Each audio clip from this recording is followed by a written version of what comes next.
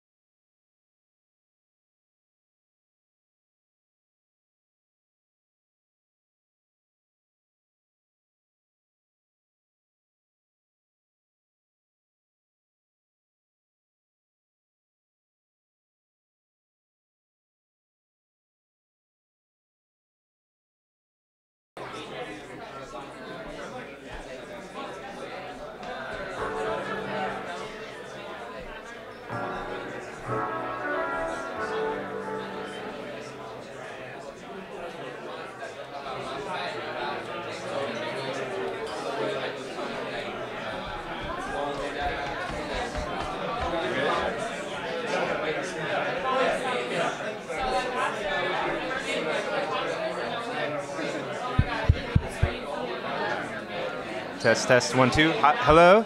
Hello, hello, hello. Test. Shh. Shh. Oh, okay, wow. We're going to get started. So just if you're in the back, come grab a seat. There's some seats. And yeah, we were really excited and ecstatic that you could come be with us tonight. We've been doing these salons now for several years. And this is something that we really love. When we do the 10-week program. So we have a 10-week program. We do the 10-week program several times a year. And students come from all over to come study and work in this space. And we wanted to really have a kind of nice welcome party. And to have speakers, people that whose work we're really fascinated with, whose message we're really fascinated with, to have them come and really grace us. So we're super excited to have you here, have the speakers here. A couple of things. Taeyun, do you want to say something about where we are? And call Taeyun up to the stage. So I'm Zach, by the way. This is Taeyun. Hey, super excited to see you all. Just a couple of housekeeping stuff. So we are located at West Bath Artist Community, which is one of the oldest artist-run cooperative space in the United States. And it's studios and homes of many artists, historic artists. And to say, I think one thing is that the building that we are adjacent to, the big building, used to be home for the Bell Telephone Laboratory, and also arts organizations like Martha Graham Dance Company, and I think, who else was there? John Cage and Merce Cunningham were here too. So just to piggybacking on that history of innovation and art and experimentation, I think we are super happy to be here at West Bath. And I think Zach wanted me to talk about all the teachers who will be teaching with us this time. So there's a Zach who's teaching code track with Matt Jacobson as a TA.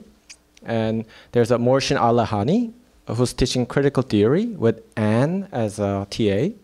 And then there's a hardware track that I'm teaching along with Pedro Oliveira, and then also TA Ed Bears. And we're super excited to do another track called Craft, and taught by Robbie Craft, Kelly Anderson, and Pam Liu. And Kelly's just saying hi. And I think we also have a really special team. I think we have to really acknowledge Lauren Gardner, who's our basically our leader and curator of the showcase, who's in the back. And a lot of other people make up this program. So we have something called Steering Committee, which is made out of us co-founders and our alumni and our teachers who make up our kind of leadership team. So I have to thank all of them to make this possible. So I think that's it. Yeah. All right, so we'll start with the exercise. I want you to stand up. And then I want you to put your right hand in the air. And then I want you to put it on the shoulder of somebody that you don't know.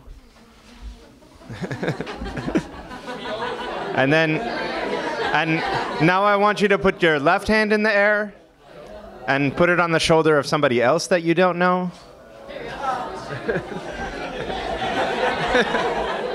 And I want you to quickly introduce yourself so you can make some new friends.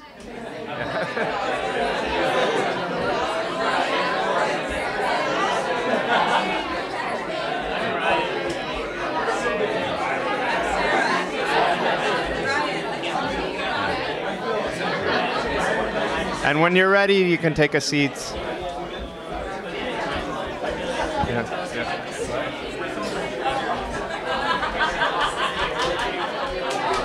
So, yeah.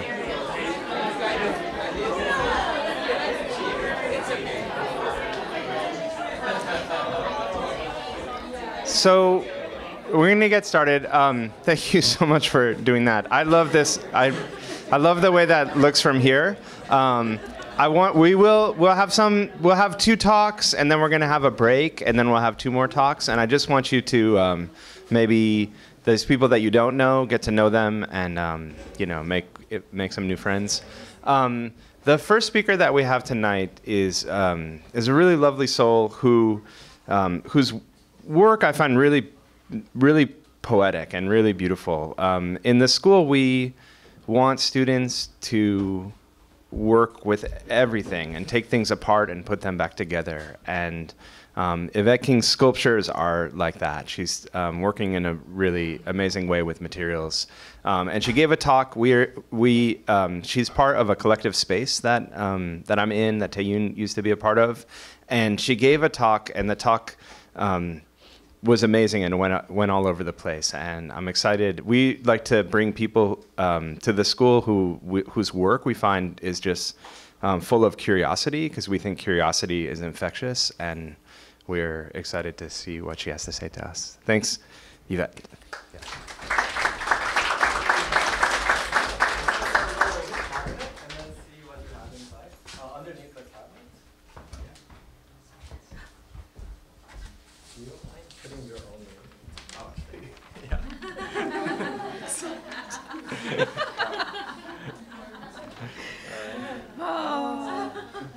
Made by Rachel, who's one of our incoming students. Oh, actually, let's just quick show of hands. Who's our incoming students?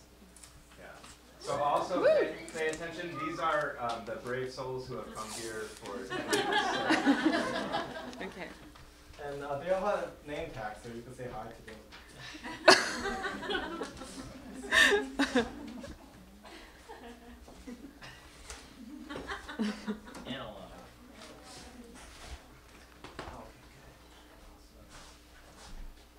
Okay, hello everyone.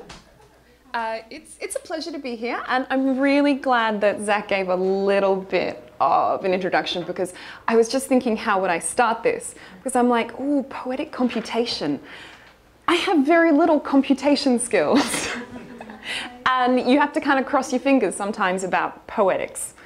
But I'm getting better at the computation. But anyway, the poetics I like, and I feel pretty comfortable most of the time. This is a version of the talk that I gave for the new studio space I have in Zach's collective.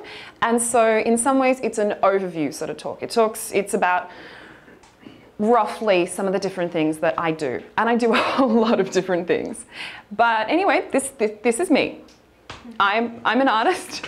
I studied sculpture, and I overall make a whole bunch of different things that I generally, in some form or another, have decided are art.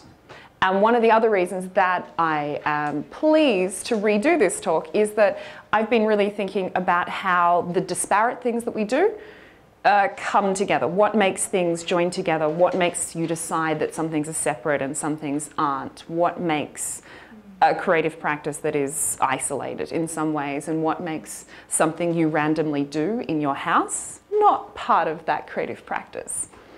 But anyway, so this is me. I take photographs, I make objects, I do all sorts of different things.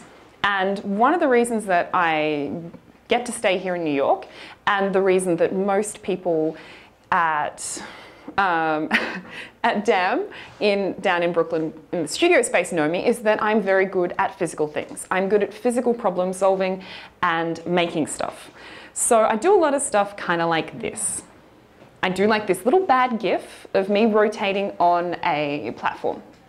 So this was I do a lot of fabrication work for people. I problem solve for people, physically. And so this is a work that I did up for Melbourne Spring Fashion Week last year. I did it in about 12 hours because someone else had pulled out of a project, and I have a friend who's a fashion designer, and she needed a rotating platform that would fit in a small space. So what we have here is we have a pram wheel, we have the motor from a windscreen wiper, we have the power supply from a 1997 Toshiba laptop, and we have a lazy Susan. And so this is the kind of shit that I'm good at. I can take things and I can put them together and make them work in some way or another. Oh, it's a jam lid here. This is a jam lid. It makes it look a little less like a pram wheel and a little more professional. Paint it black, put someone who's 6 foot and incredibly attractive on there, and it all looks very, very professional. So, but that's not in some ways it's funny because these things can be sometimes like the things that I make for myself. But though now I run a company where I do this very professionally. I run Triumph and Disaster. This is a website still, so it's animated, but it's not animated in this category. So I run Triumph and Disaster. We problem solve. The we is me.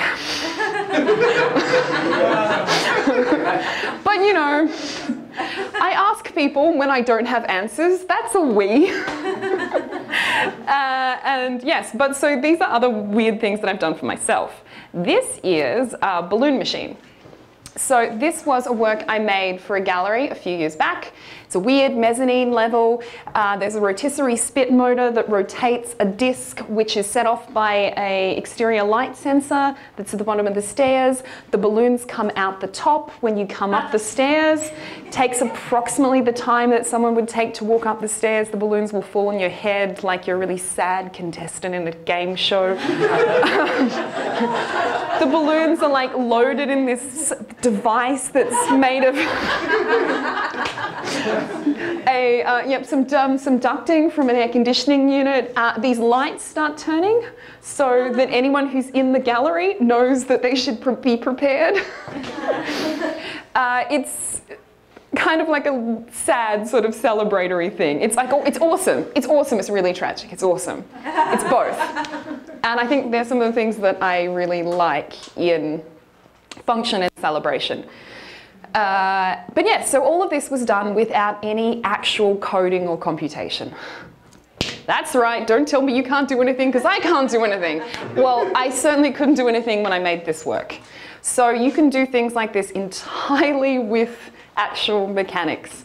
Make your own elliptical rotating discs, use things that plug into regular power supplies, manipulate other materials, hack things together. It's been remarkably functional for me in a lot of ways.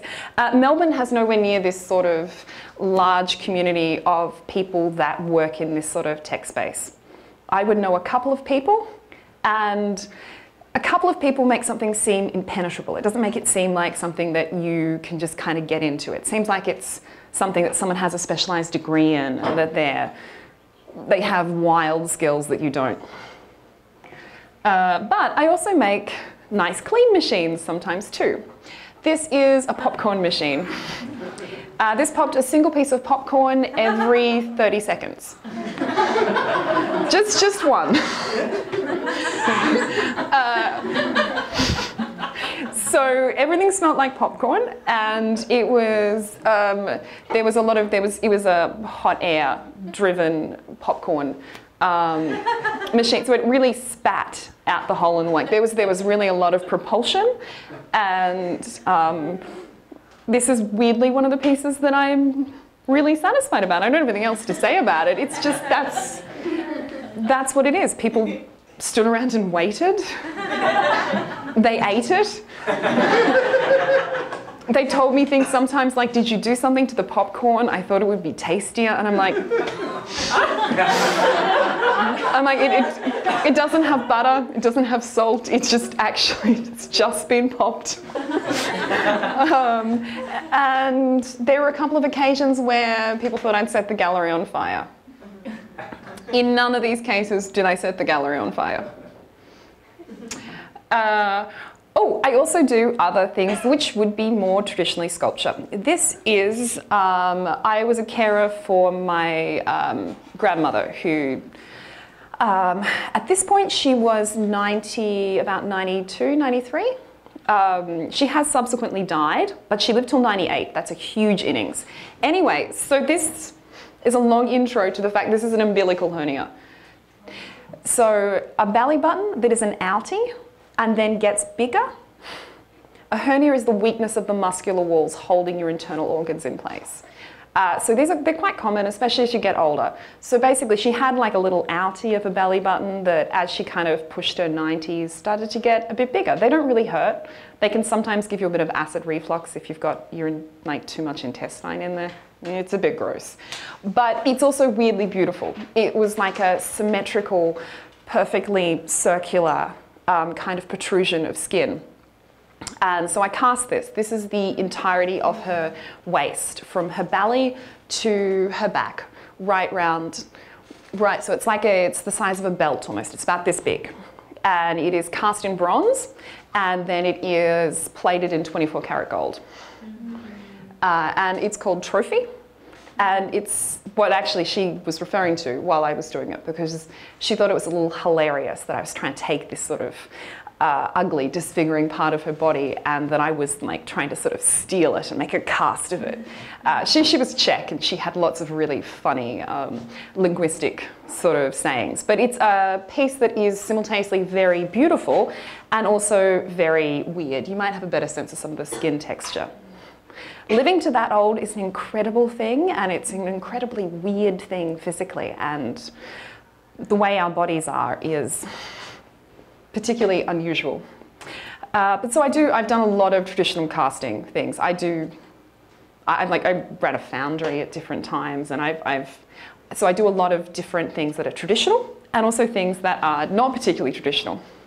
This is a work I did for a friend we're in Melbourne, as per this little Google Map sample. And so a friend of mine was running a gallery space that had just opened up down here. Now you can see how this is the centre bit of Melbourne, where it's all like business-like and has lots of buildings. This used to be a landfill area where rubbish was dumped. But because when cities grow, it turned into a place which was like a new business development district. So they put in all these buildings and all these resources and all these places that people would want to come to, hotels, palm trees. But unfortunately, there were actually no people there yet.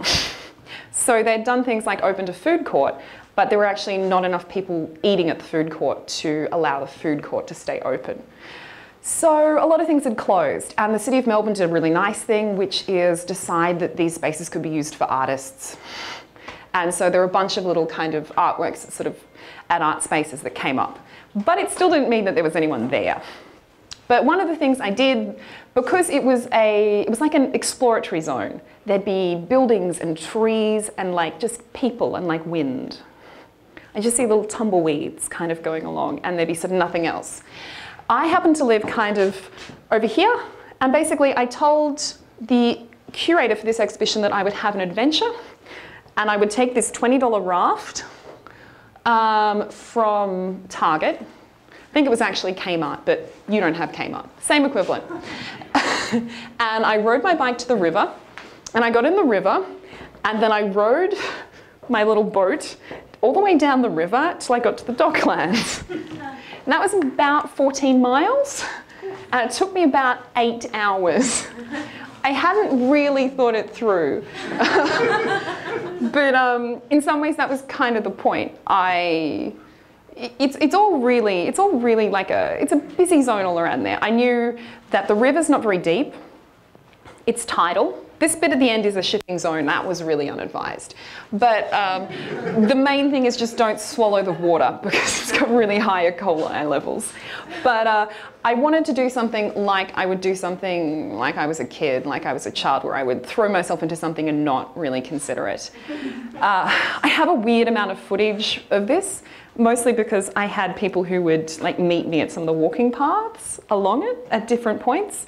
And so there's a lot of footage of like me being stuck in like the rubbish traps and things that happen along the river. And it goes past, there's lots of like this, I go past a casino and like bars, and it was sort of ridiculous. Oh, and it got a leak in it, and I had to pump it up. Anyway, and I just stored a deflated boat in the gallery, and then I picked it up at the end and loaded it back on my bicycle and took it to work that day.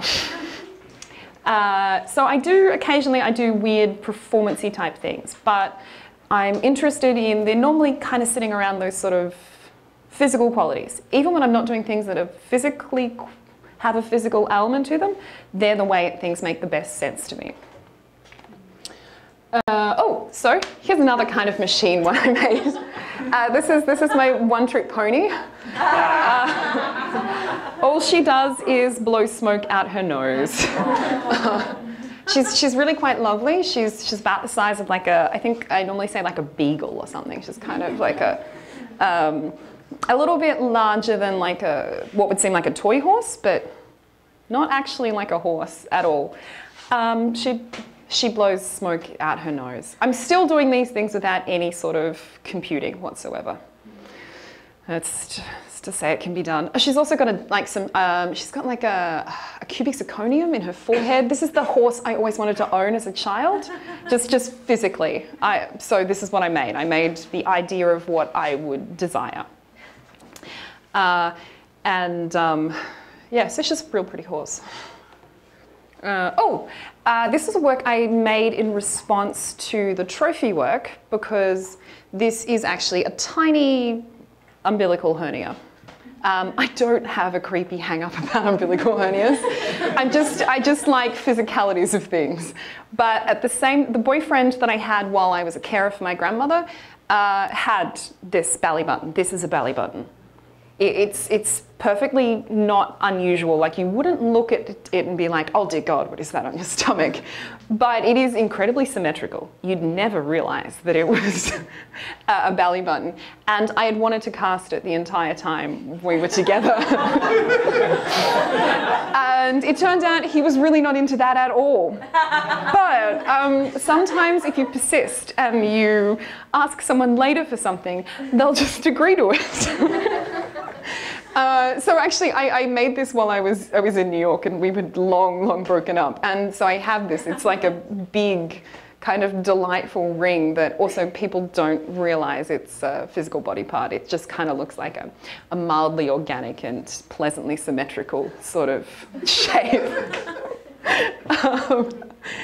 What else do I have here?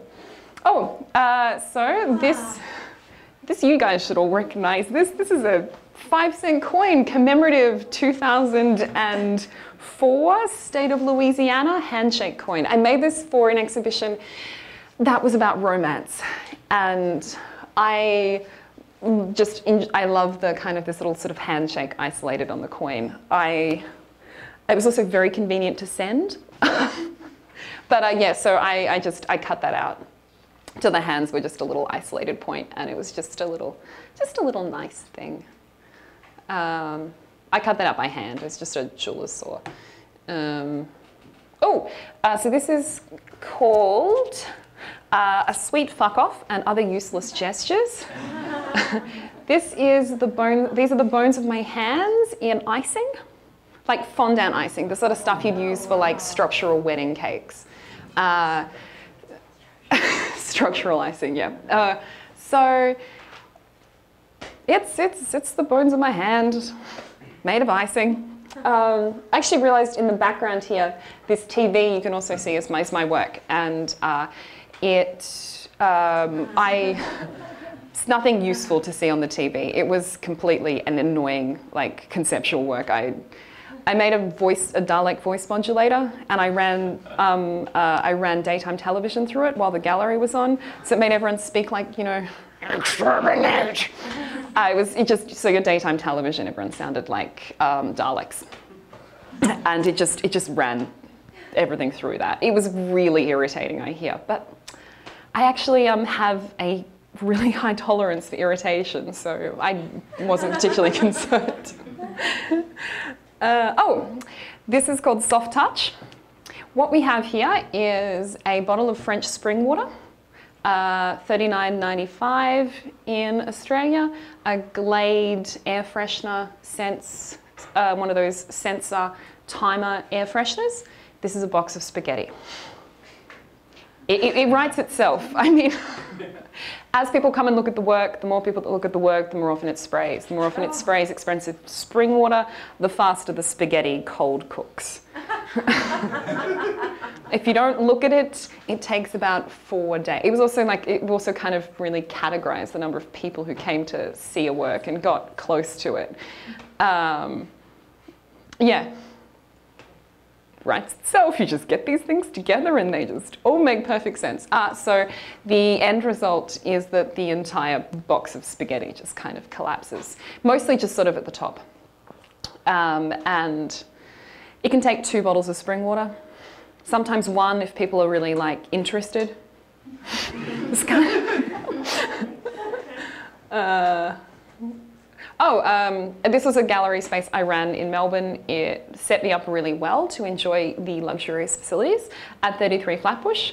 This had a building on the roof as well, which was sort of fitted out for someone to live in, but not, and water would leak on this space from the roof, and you know, it was one of those spaces. This, I think, was for more me explaining that I'm a good person to share a space with, because I understand responsibility.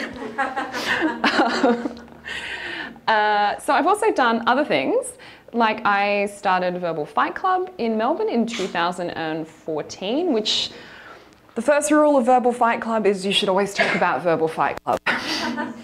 The second rule of Verbal Fight Club is that you should also talk about Verbal Fight Club. It was basically on the premise that we don't really practice arguing anymore. You only argue when you're actually already upset and annoyed and terrified by something, and you don't always have the words to express it very well. I definitely don't. I'm an absolute failure at needing the right words when I require them. So the idea is that we should practice this more. So this is the idea that you can be bringing something to an event. You can be bringing something to Verbal Fight Club that is the sort of thing you complain about to your friends and family, that you've been annoying people when you're drunk about.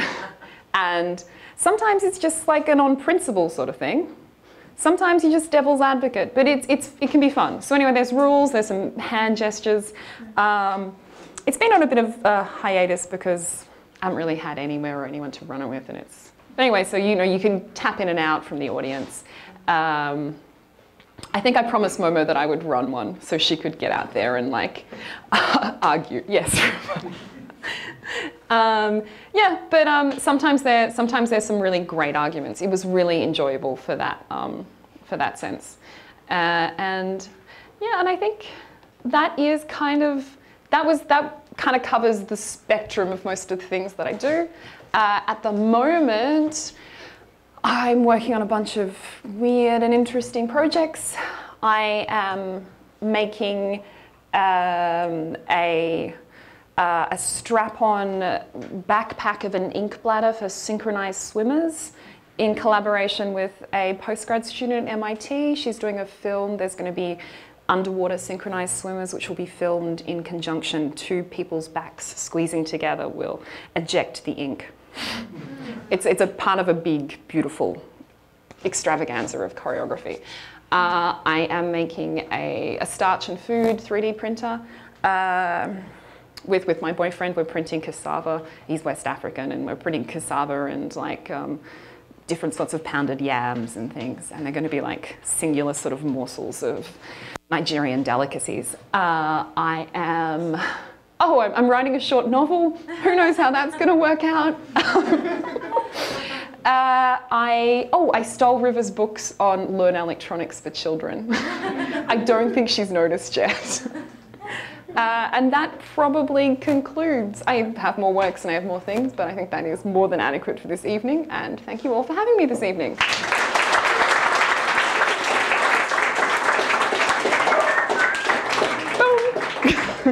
That was great. I did, and you didn't notice. Yeah. So our next speaker, Deb Manville, is an artist and curator, and I've been following her work and her curation on Instagram for a while now, and I've been so curious about who this person is and what makes them tick. One thing that we try to do in the school is really to get students. I mentioned this word curiosity. We try to get students excited about finding things, finding references, finding inspiration, capturing things, and really sort of surrounding themselves, like curating their own art, directing their own work. So I'm excited to see where Deb comes from and why she's making so much magic with her the curation that she does. Thank you, Zach. Yeah. This is exciting. Get me in there. Take me up, baby.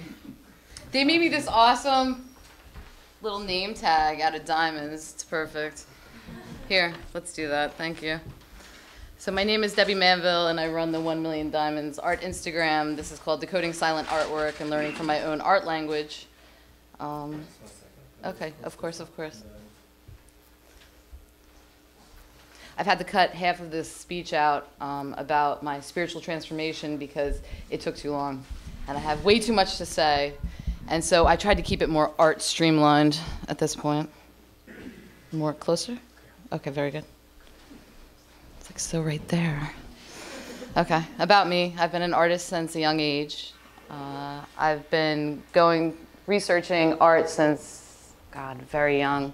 I would go to the library with my dad, look at art books about pop art and street art, very young. I started painting when I was 12, and I've been writing since I was 10. And my mother was spiritual, and my father was mathematics, so he was an engineer. And my mother was more slated towards, she would say stuff like, in 100 years, you're going to be out of your body thanks to quantum mechanics. And I was like, okay, very interesting. So when I was 10 years old, she asked, she said, because I said to her, I was like, all my friends go to Catholic school. She's like, well, you could go to Catholic school, or you could go to learn meditation. And so me and my sister were like, meditation. We weren't really interested in going to Catholic school. So I've been very psychic for a long time. I seem to be really good at picking up energies, and I'm very good at manifesting things. So we're going to fast forward to 2009, 2010, when I wanted to do something bigger. And so I was living in Princeton at that time, and I made 10 2-inch by 3-inch collages, and I left them on the table, and my boyfriend came over, and he's like, you know what you're going to do with those? And I was like, yeah, I do. So I painted them 4 foot by 6 foot. I blew them all up, and so this is one of them. And then the collage is on the left, and the painting is on the right. And so you can imagine, one is this big, and one is this big. You can't see it, but that's the truth in the situation. And so this one was really big with the men, and I think because of the map. Canada calls you. It's like, so like, we're gonna go for a trip or something. I don't know. This has Jackie Gleason in it. I couldn't paint his hand to save my life, but it came out really nice, and it really did work nicely with my house colors and stuff like that. So that was, I finally started rolling these up recently. These are 5 foot by 5 foot, the square ones. And I tried to do the best I could with, copying, but I didn't go overboard with detail or anything like that. So I put these up on my walls because I have a huge studio that's in Jersey City, and then I leave there. I move like 6 times because I'm a gypsy, and each time I put the paintings up, and as time goes on, I realize that my mind has changed. And with art, you notice that when you're young, you want to just copy like logos and stuff, and I did all that. And as time goes on, as you mature, your art language changes. So through time, I would keep seeing these really awesome images, and I'm like, what is that? It's amazing. I'm like, and no one would have an answer for me. I would research stuff. I could never find it. And there was never a name for it, so I always called it silent art. And I never really, truly figured it out. This is a Richard Caldecott piece. I used to keep inspiration folders on my computers called Yes. And Yes would have really cool pictures that I would kind of be like, I'll look at it, and then I will like analyze and spit out something different. As far as silent painting goes, it's not a landscape, a still life, or a portrait. It conveys message silently through shapes, form, lines, colors, composition. Can look like hieroglyphics, another language, usually quite graphic, and most importantly, it will speak to you silently.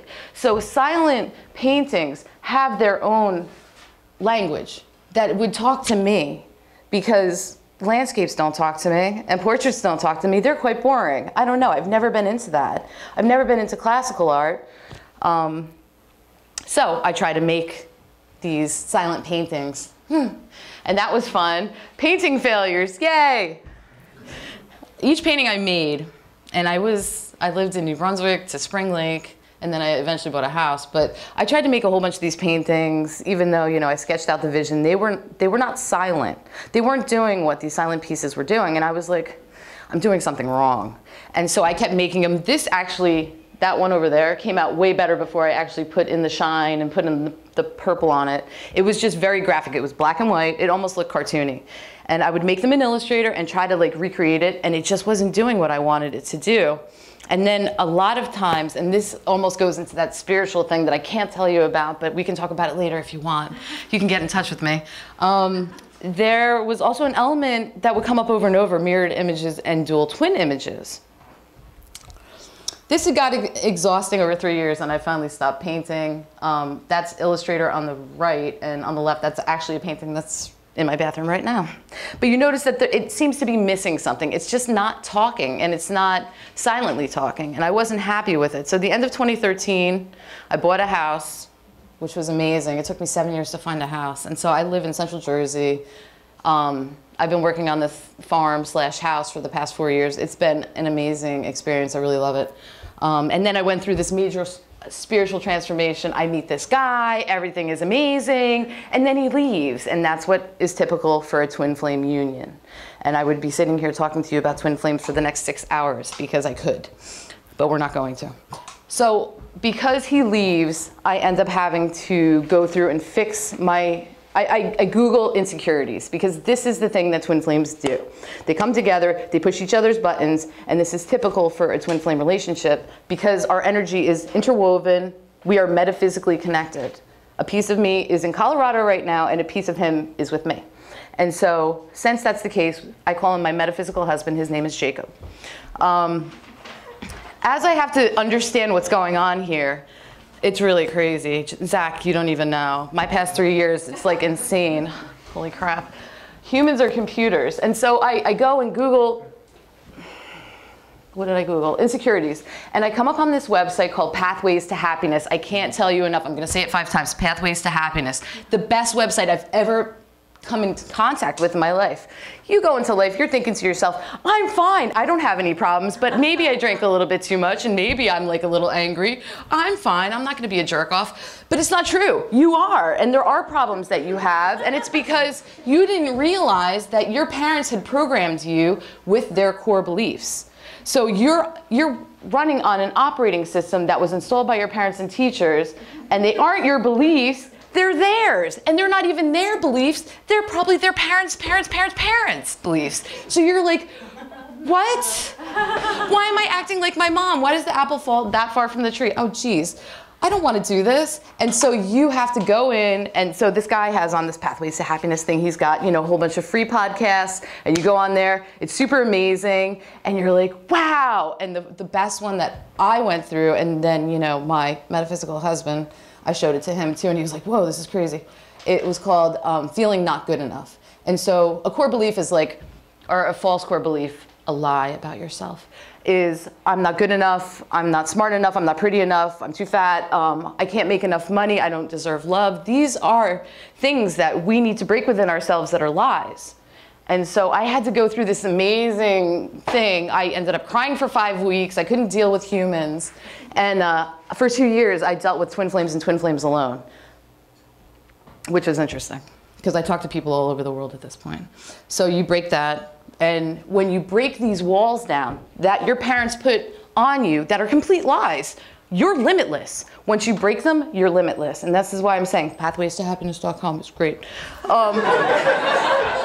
Just saying. And this guy doesn't pay me. He probably should at this point. So as this happens, and I'm like spiritually connected to the world now, I didn't believe in past lives before this. No, of course not. I was like, you know, scientific. I'm like, no, you just die. I started having visions, and it was crazy. And so I'm like having visions so much when I wake up in the morning, I'd have like 30 visions. I'm like, how am I supposed to write this down? And I, God forbid, paint it. So I decided to start moving my art into Illustrator instead. At that same time, I established 4 tumblers, and I'll show you those, all sorted of different types of art based on color and form and kind of feeling. And at this time, the visions, I've decided to turn them into the Modern Hieroglyphics series, my pretendy silent painting Illustrator art. So here's the Modern Hieroglyphics. The first one is right there. That's number 1. And I've gone to like 850 or something like that. And so as time went on, I have different emotions and feelings about all these because I know them inside of me. You know, it encapsulates my own language, and as time goes on, my art language changes based on my perception and everything like that. This is Nobody Likes a Waggy tumbler, and so you see it's brown, and it's geometric, and there's a whole bunch of, I mean, it sticks to the reddish tone. Frosted Donut is, this is an easy way to archive art, let me tell you, and I have to sometimes go back to these things. It's vapor wavy, it's pink, it's, you know, it's more kind of like, yeah, please take pictures, do it, come on. Get in touch. Severe extreme focus was, because I had to be, laugh all you want, it's like you had to be super focused through this whole thing to get through it. Lines, architecture, shines, glimmers, luxury, and some fashion. And then 1 Million Diamonds, which used to be called Back's Tourniquet. I don't know why. So as this happens, I'm breaking false core beliefs, I'm attracting new opportunities and friends with new energy. And so Gonzalo, I met a Gonzalo tonight. Raise your hand. So he's my United States Gonzalo for the night. So I meet Gonzalo, and he says to me in November of 2015, he's like, Miss, I want to work with you, but my English is so bad. And I was like, that's okay. And I forgot about it. I'm like, this is going to be a one and done. It doesn't matter, whatever. And he comes back to me in January of 2016, and he's like, Miss, you have to get a WhatsApp. I'm going to give you my phone number. We're going to do this right away. And I'm like, okay. And so he dictated this. We're going to do a collaboration. And I was like, this is amazing. This is great. At the same time, and I'm going to show you some of the work that he and I did together. At the same time, I meet a curator from, or I don't meet her. And I've never met him before. He's my best friend. I deal with him every single day. To this day, he still sends me art every single day. And we talk about stuff all the time. And he only speaks Spanish. The curator from the UK gets in touch with me and says to me, I want to give you an art show, but I have to talk to my partner. And me reading energy, there's like this pause. And I'm like, she's not going to get back to me. And so I say to myself, I'm going to send her a piece of artwork. That's going to stir up the conversation. I send her an Anne Newcamp piece. She doesn't do anything. I'm like, but come on. That night, I think to myself, I'm like, I've been doing this for years. Why do I need to send the piece to her? I could just send it to all of Instagram. And so this is our collaborative work. And I do the gradients. He does the AutoCAD part of it. And he also does the amazing lettering that you see over there. He works in AutoCAD and only speaks Spanish. I work in Illustrator and only speak English. And so this has been an amazing time for the past few years with him. It's really been just amazing. His energy is super awesome and high. So I talked to him that night, and he says to me, Miss, do you smoke pot? And I'm like, no. And I'm like, Gonzalo, I think I'm going to start an art Instagram. And he says, yeah. And he's like, what are you going to call it? I'm like, 1 Million Diamonds. And you can look at your phones right now if you want to go check out what Diamonds looks like. If you're bored, give it a check out. It started little. It was contemporary art that I liked. And I started it the next day, April 27th of 2016. I began curating it. And so I already had tons of screenshots of different art that I wanted. I had, you know, I was insistent on posting only this vision and almost following the silent art kind of thing, like, only going to stick with this vision. And I choose to stay anonymous for most of the time because I didn't really want anyone to know who I was. It's not going to talk if you know who I am. It's better if I don't talk. And so to this day, people are like, hey guys. I'm like, hey guys. I'm like, it's me. But I kind of consider Gonzalo part of it because he's been there for me the whole time, and he does send me art constantly. And sometimes I post it, like the other day. And for the first time in all of my time, I actually had someone that was like, take this down. They're like, I had this up since February 11th or something, and I got 13 likes, and you put it on, and 13 hours later, you have 300 likes. I'm like, I'm sorry. Okay, I'll delete it. No problem. So I took it down. There are no submits. People ask me all the time, can I submit to you? I'm like, no. And no one pays to be shown. I actually got contacted by one of the art curation accounts that has like 1 million followers. And they're like, oh, we love your art, but you only have to pay $500 for 3 pictures on our site. I was like, hell no. Like, I'll make my own. Diamonds blew up fast with artists from all over the world following many of the best in the field in all types of art, from graphic design to motion to contemporary to graffiti. Many of the people who inspired me for the past 20 years are now following me. And so this is like a crazy thing. Every day, I am so lucky that like I've been connected into this weird thing, and I followed it just because I'm trying to follow this silent art type of thing. Diamonds functions. At first it was to inspire myself. I figured I'd have 350 to 1,000 at max. You know, it was going to be a side project, just a few people. I've got 30,000 followers now. Now it's to show artists that weren't getting enough exposure, and I also post art shows that are coming up. And at one point I was like, this is going to be a great portfolio piece for a job, because I need to get an art job and I needed something to show that I knew what I was talking about. And so this ends up being a backdoor link into the art world, and I would be crazy not to open a gallery at this point. And I was going to open it in New York or the Jersey Shore, but I can't stand the weather anymore. So I think I'm going to move my operation out to California. And Diamonds, I believe, does so well, and I have so much energy with it because those beliefs are now broken. There's limitlessness on all sides. Anything can happen, and it seems I get more followers during moon phases, which is kind of interesting. It's not fun, it's so true. It does affect us, okay? Okay, so I realized in patterns, I've been watching patterns all of my life, and it does kind of help you eke out what is the weave of the universe and how are things gonna work. So I realized with Tumblr there was an emotional visual alliteration between the pictures from day to day in my archives. I decided to keep this much, you know, a part of the Diamonds Instagram. Very much like DJing, the intensity changes from line to line from day to day. If I kept the intensity the same the whole time, it would be boring. So I kind of go up and down with it, and also with the colors. I also noticed that artists like artwork that looks like their artwork, like their art language. Within each art language, there are dialects. Art language, unlike the language you speak, art language must be learned by yourself. So you can't learn art language from other people. I mean, you can absorb some of their art cues and different things. And if they resonate with you, you kind of like adopt them. But for the most part, you really need to learn it through your own practice. Art language is learned through years of practice, tends to blossom with maturity. As the mind understands more abstract concepts, the artist can produce a better result, more authentic to their own art dialect within the language. Many young artists copy artists, and I get them all the time on Diamonds. It's like the stencil, or the Marilyn Monroe, or the Jimi Hendrix, or like just like the picture of the flower, and you're like, okay. But they have to go through this to kind of figure out what it is that they're trying to say. I went to an art show in St. Louis last year, and I met Alicia LaChance, the co-owner of Hoffman LaChance Contemporary, and she invites me to her house for an art party. I'm like, can't we just get coffee? You know, I just got on a plane. I'm like, that's cool though. So we go, and she puts on like this crazy party for me, and I'm like, wow, this is awesome, this is beautiful. And I end up meeting Benjamin Lauder, and he says to me what silent art is. And there's the aha moment. And so I have a great time in St. Louis, thanks to them. And so the thing that he says to me is, he sits down and he says, I work in semiotics.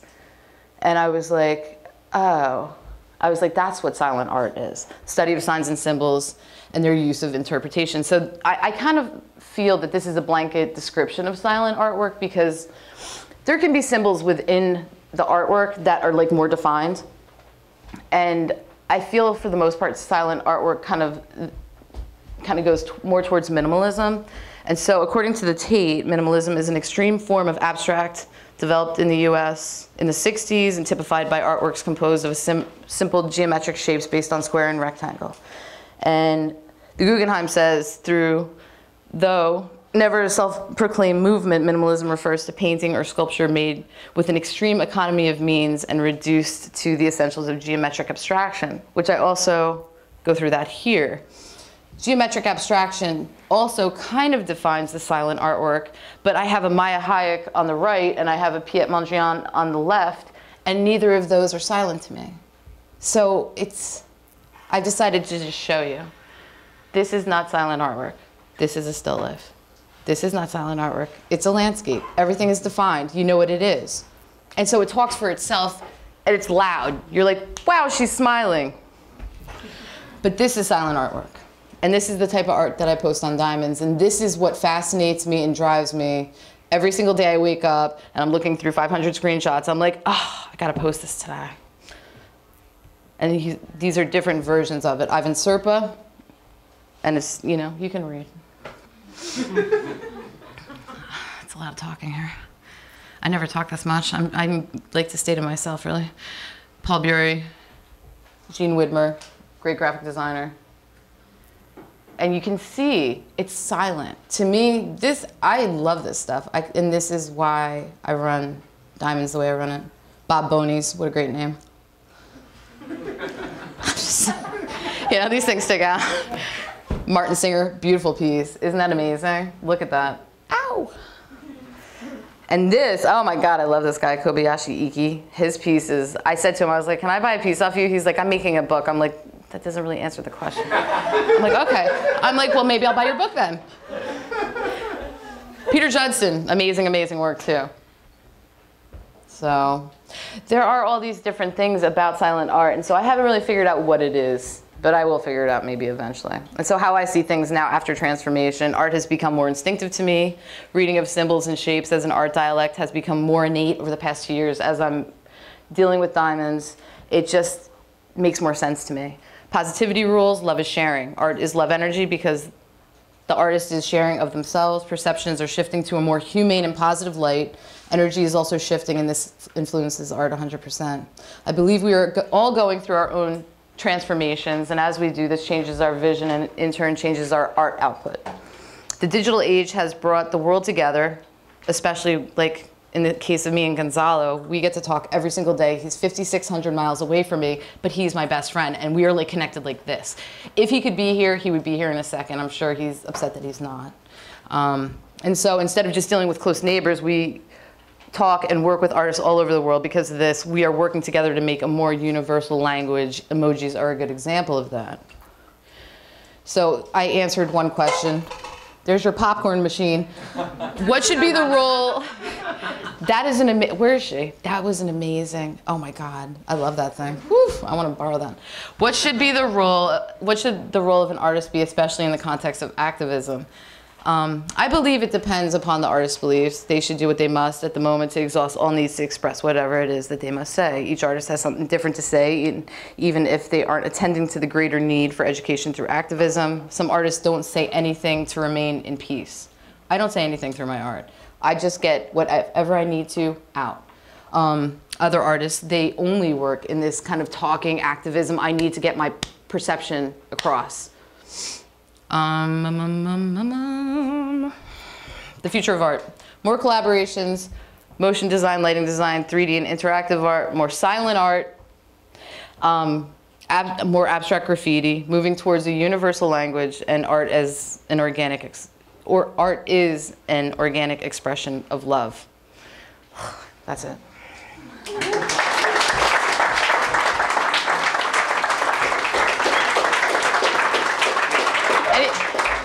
I'm sure everyone wants to leave. De-mic me. That was amazing. Thank you so much for coming. No problem. Cheers. I gotta bounce. Okay. It was good seeing you. Yeah, great to see you. All right, here. Okay. Thank you so much. Okay. It was nice seeing everyone. Yeah.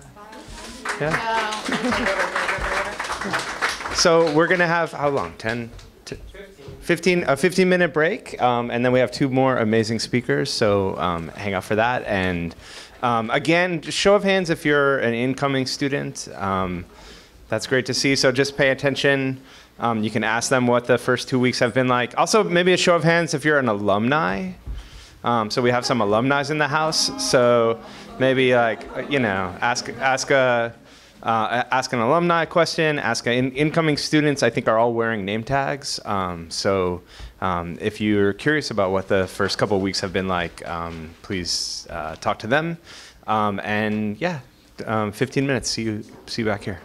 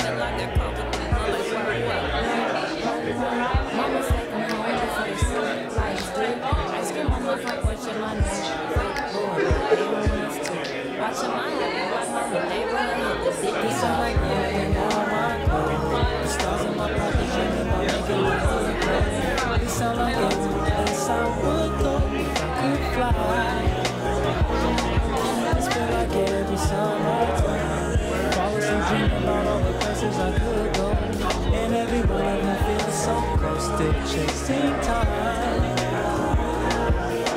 And I am not a star, in the meteor, in the crash course towards Earth, and it's the cosmos, precious precious to the father of his birth, to the truth, call real son. Get blocked in the building, get blocked in the building, hope that you see it's a staircase, still pray for a fair day. Thanks for coming.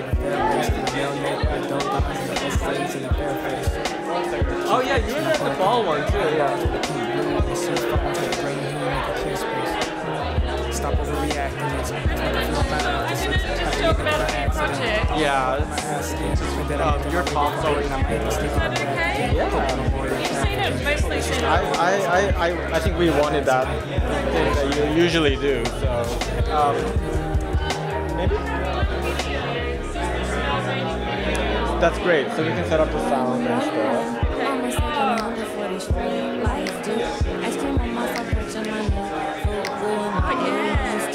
Watching my happy block, my whole neighborhood hit the Yeah, that's fine. Let me just. There's a little bit of weird thing with the.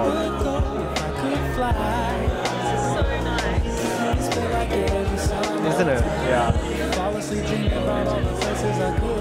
Yeah, it's awesome. Can you pull up your?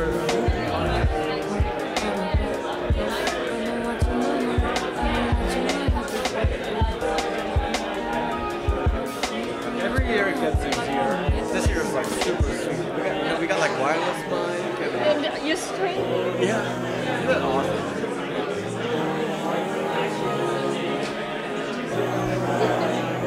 So I'll just move it to my computer in case.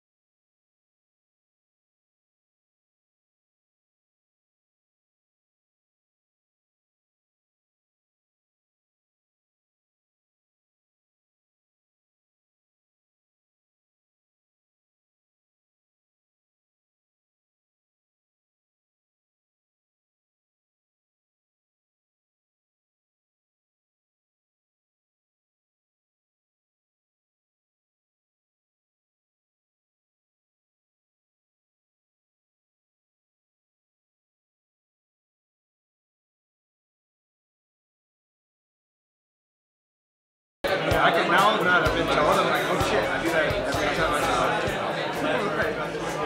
Obviously, like, a ton of people that I hate. Oh, we're gonna do that now. Okay. Yeah. You want to do it or no? But you're gonna do it.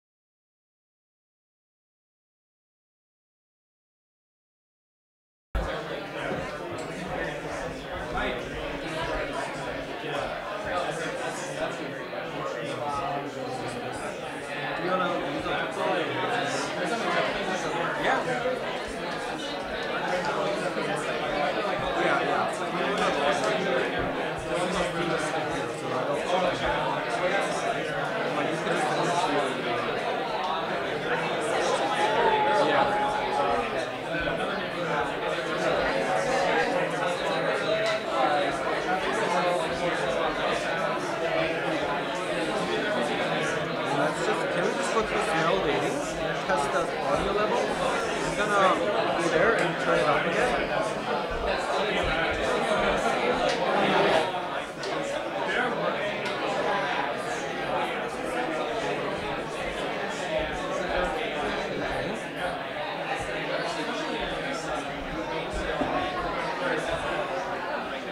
Let me just check here.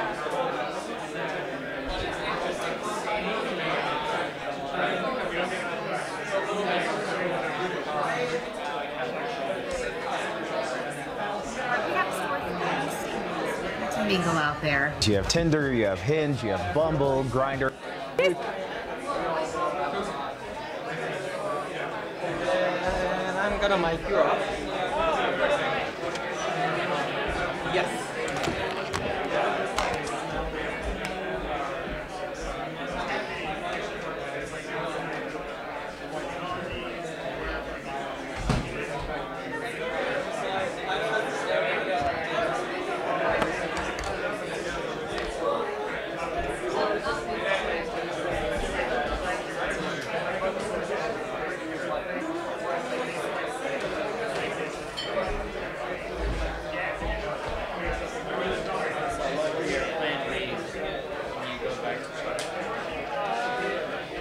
Actually, my parents have a place in Toronto where I did my school diving. I got a place, and I think I would love it. I want to live there for a while. Like I'm just on a vacation. Yeah, but the thing is, but I can see how it's going to be depressing because you're trapped. Like they don't, because where they live, there's not a lot of stress. So, and just like even somebody like hey, I was a water, get up and get up. Yeah, it's depressing. That's how it was.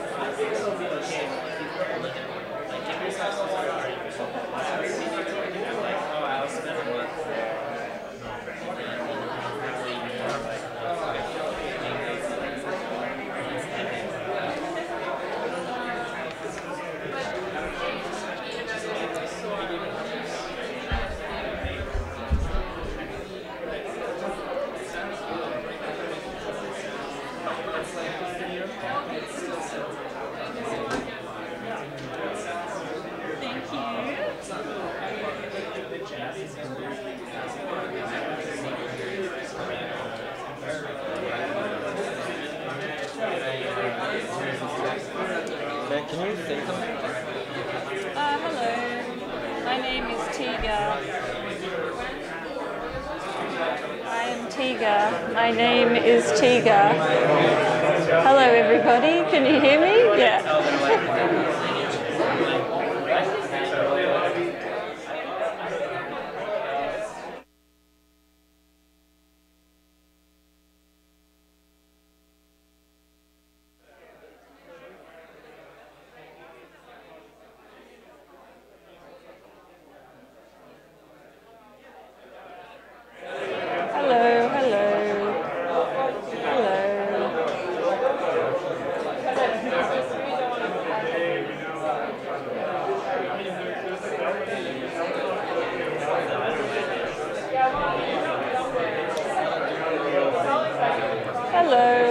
Is all good? I just realized I should put collaborators' names on it. Yeah, because here. Because he's here. Give me a few minutes.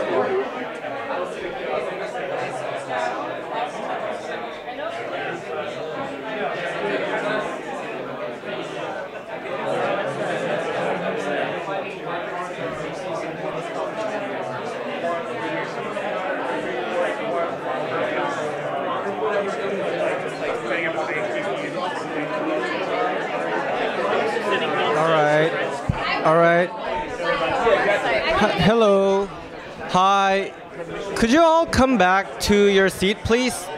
Could everybody come back to the seat, please? Oh. We saw it on whatever. Like the other part of it was literally it was the two of us and like two other people in the movie theater. Yeah, it was like right. yeah. We saw it at 4 o'clock today. So like early. Yeah. That's always fun. I really like that.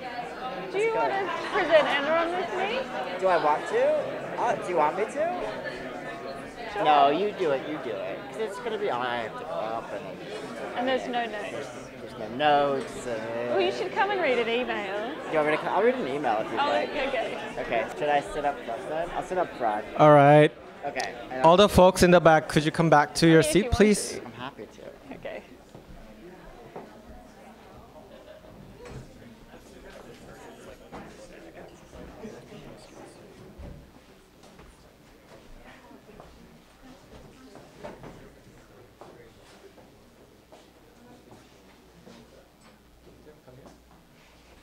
Let's just give them a few minutes.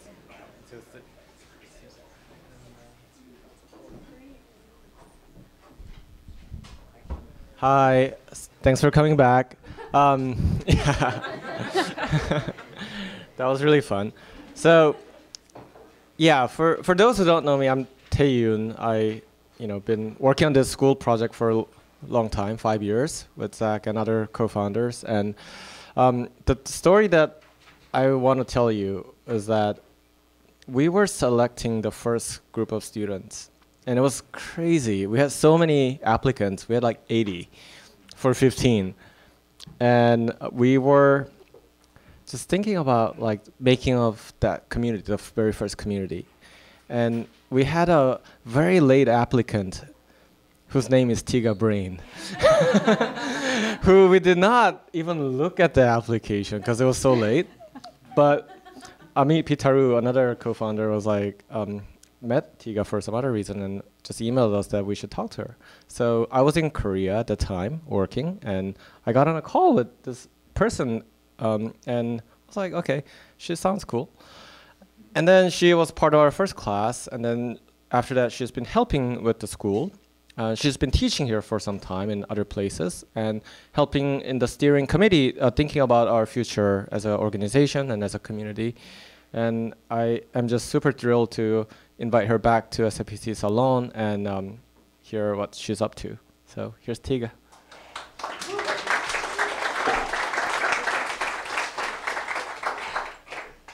Thanks, Tae-yoon. Can you all hear me? So what you left out of that story was the class was full, remember? And then I was like, oh no, I'm not going to be able to do it. This is terrible. And then someone dropped out. And then you called me and I was like, yes, the universe, thank you. And so it all very nearly didn't happen. So yeah, I was in the first class of SFPC and have been involved since. And I mean, it's been such an amazing community to be a part of, and I'm like super jealous of all of you people coming in who has 10 weeks to explore ideas and just hang out. And the community is what has kept me here in New York, and all of the teachers and founders here have been such amazing mentors and role models and collaborators. So welcome, and yeah, good luck. And I'm really jealous, and now I feel like I'm at a wedding. Maybe we should just talk about some projects before I start crying or something. But yeah, I hope to see you. I'm going to come hang out, so I look forward to meeting you all properly. So I'm just going to run through a couple of projects that I've done over the last few years here in New York. And then if we have time, talk about some of the stuff I'm just thinking about at the moment. Not anything fully formed, but sort of some of the ideas around art and technology that I'm sort of turning over in my own practice. So yeah, I'm an artist. My background's environmental engineering. I trained as an environmental engineer. I worked as an environmental engineer. I built highways for a while. I cried in the toilets at lunchtime in that particular job. I got laid off in 2009 from that particular job, and it was the best thing that ever happened to me because they gave me a little bit of money, and I ended up going to art school and finding out that like all the technical skills that I'd acquired as an engineer could have actually be used for like creative, expressive, and critical things. And again, super lucky, the first class I took at art school was a processing class. And I was like, oh my God, this is so amazing. Like calculus and linear algebra can be used for awesome, cool things and not just, you know, in the context of engineering exams or like, yeah, building roads and drains and pipes and all sorts of things. Not that engineering isn't awesome, it just didn't make me happy. So, so yes, very involved in creative coding community and the open source community, and now I teach digital media at NYU, and some of the practice that I'll show today responds to this sort of background I have in technology and engineering. So this project, being radiotropic, it's a few years old, 2015, made it during an IBM residency, and it really was a response to a lot of work that I was seeing that was dealing with, you know, Wi-Fi networks and asking questions about the way we, you know, encounter networks and data online. And I started thinking about our sensitivity to the data speeds and the presence of networks, and thought that if this could be an interesting opportunity to connect us to, say, environmental systems, or think about the systems that exist in the world that we don't include in our digital technologies. So the word radiotropism, you might be familiar with the word phototropism, plants being phototropic, follow the sun. You know, and I kind of argue that humans are radiotropic, right? We have this sensitivity and we change our behaviours depending on the presence of networks. And so the work is 3 Wi-Fi routers, and each sort of misbehaves or operates in an eccentric way. Each offers a network in the space, so if you go to the space, you can join the networks. Yes, you can use emojis. And the first one, an orbit, is a Wi-Fi router that's signal strength and data speeds is paired to the cycle of the moon. So it cycles over 28 days. For 1 day a month, you get really awesome fast internet. For 1 day a month, you get no internet.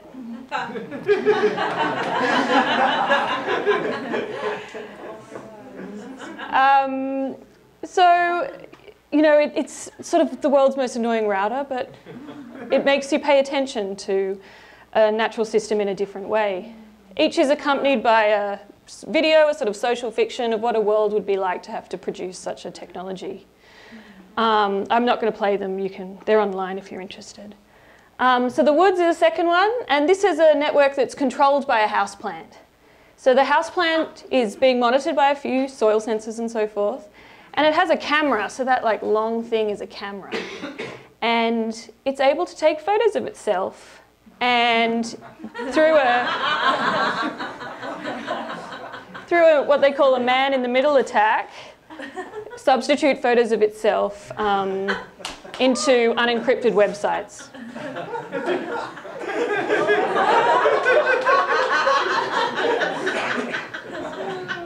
At the time, these were the websites that were unencrypted. So in 2 years, we've kind of come a long way, right?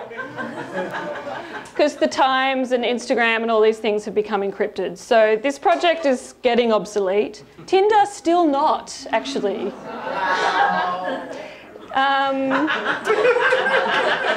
But it's also a way of like auditing a network. So the plant can also kick you off if it's unimpressed with you. And the last one is called Open Flame, and this is a network that in order to bring it up, you have to light a candle.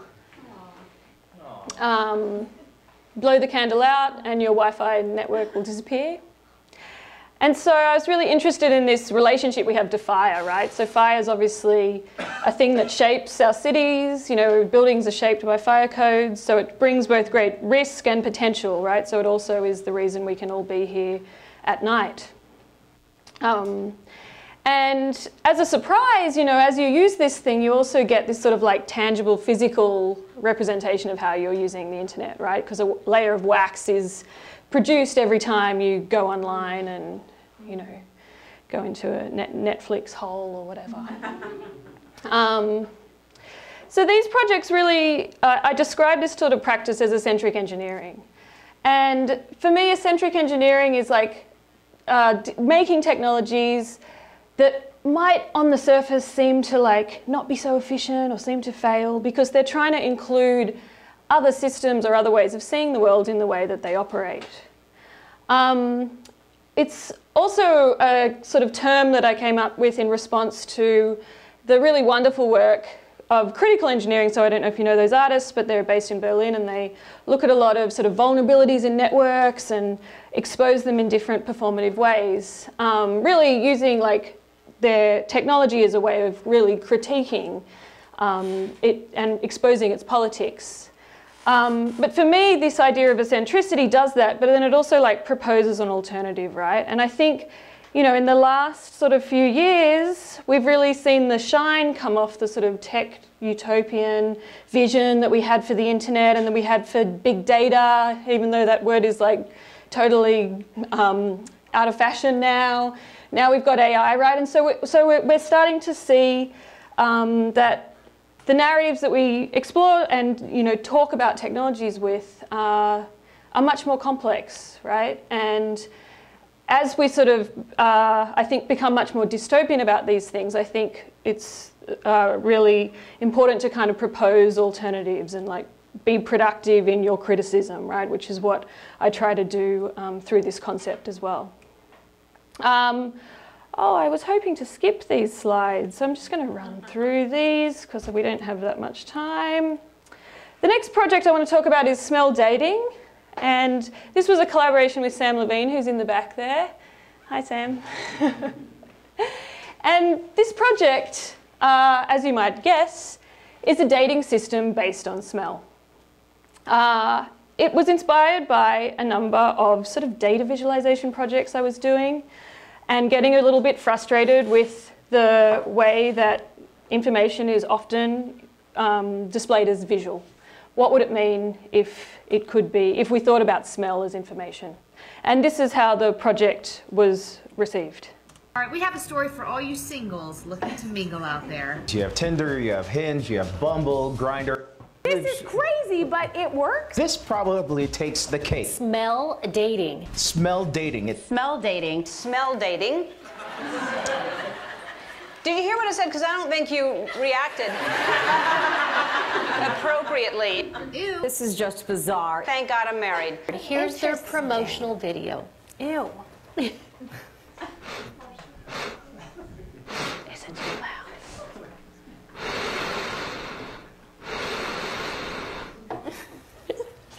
Aroxia is officially. Where do you find these things? Completely grossed out. It's my talent I have. So this is called smell dating. The company will send you a t-shirt. You wear it for 3 days. Then the shirt is cut into swatches and sent to clients to sniff for their match. Oh, and yes, filmed in this like space. That smell and they like your smell, you go this on a date. This is the lab. I know. I know. Yeah. Has it come to this, really? So I'll pause it for a second. I'd wanted to do this project for a while. Didn't know how to realize it. How do you do a smell dating service? You know, is it an exhibition? Is it a mailing service? Is it an online thing? Like, it looks all like really well formed after it's finished, but beforehand I had no idea how I wanted to do it. And I met Sam, and he was running a project called Useless Press, which was a magazine which just published weird internet experiments. And he said, well, you should do it on Useless Press. Cool, okay. So we made a website and we came up with a way of doing it. And then after we launched the website, Reuters called us up and they were like, oh, we want to come and film in your lab. And he and I were like, oh, our lab. And I said to Sam, what are we going to do? And Sam was like, well, we better make a lab. And we were like, can we do it at ITP? Because he was a resident at the time. No, it just wasn't going to look like a lab. How do we find a lab? So we called up Tayoon and we said, can we turn SFPC into a lab? And that's the beautiful thing about SFPC. Yes, the answer was sure. Where's the footage? Here somewhere. So Reuters came here and we had a big sign on the wall that said sweatshop. And as soon as they saw that, they were like, oh, this is art. And we obviously, it wasn't that convincing. But, you know, they didn't care. So I'll play the end of the video. There's a little bit more discussion. Yeah. Has it come to this, really? Clients do not know the age, gender, or physical appearance of their potential match, which is something the founders say other matchmaking services fail at doing. Yes, scent is important. It's extremely important. It's an additive to the whole package. But I don't think you could just on smell. Costs about $25. There are about 100 slots available. What a rip-off. $25. Here's some dirty clothes. I know it sounds like but there's definitely something to that. If I was single, I'd try it. It's the animal instinct, you know, like that the sweaty, pheromone. the pheromones. Yes. When they send out the T-shirt samples, they don't specify gender. No. You could get, if you're a woman, you could get men. If you're a man, you could get women. If you're a gay man, you could get other women. Like you could get. And I can't believe. Do you know this the is a name? thing. Do we have any information? Because I feel like smell dating. Smell dating. Just Google smell dating.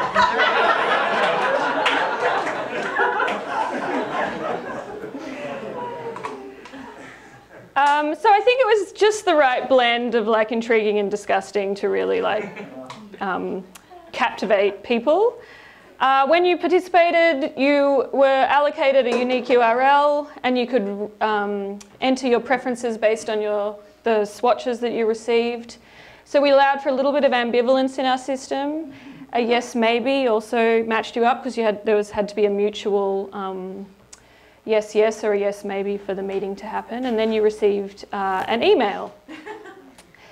And the email would go something like this. Tiga, wow, I really liked your sample. Inbox purchase. So that was my old job. Great.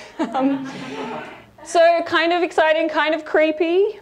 And so we actually didn't collect data on our participants. So we did a follow-up survey. And the question was, how would you describe your connection smell? Buttery with notes of toasted oak, musky and good, bright clean soap, like someone I want to sleep next to at night. And it smelled so damn good, I wrote down, I want to bathe in this. So I love this slide because I think it really shows how sort of limited the language we have in English is to describe smell.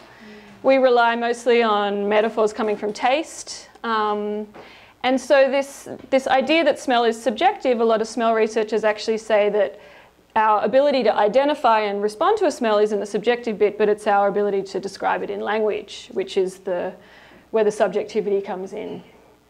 And then how did it go? So describe your expectations and the reality of your connection. So tons of this, like I'm a man and I'm not interested in men. Lots of normal dating stories, I was rejected, but we did have success. So I had no expectations other than a potentially friendly, humorous, somewhat awkward meetup. In the end, we ended up making out within the hour. One can only get so much information from smell, so we moved on to gustatory perception.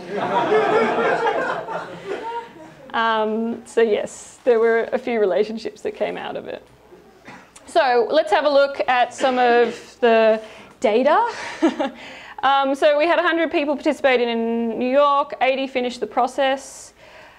And the thing that I was most excited about is I was wondering if there was anyone who was like universally good or bad smelling. And the answer was that the highest scoring smell samples, 4 people scored 7 out of 9 yes votes. And only one person scored the lowest with 7 out of 9 no votes, but nobody was universally great or bad smelling, right? Isn't that hopeful? So there's someone out there for everyone. All right, so what else is this about? Around the same time, OkCupid was using this kind of language to describe what they do, maths in the name of love. We work our algorithmic magic to find people you'll actually like.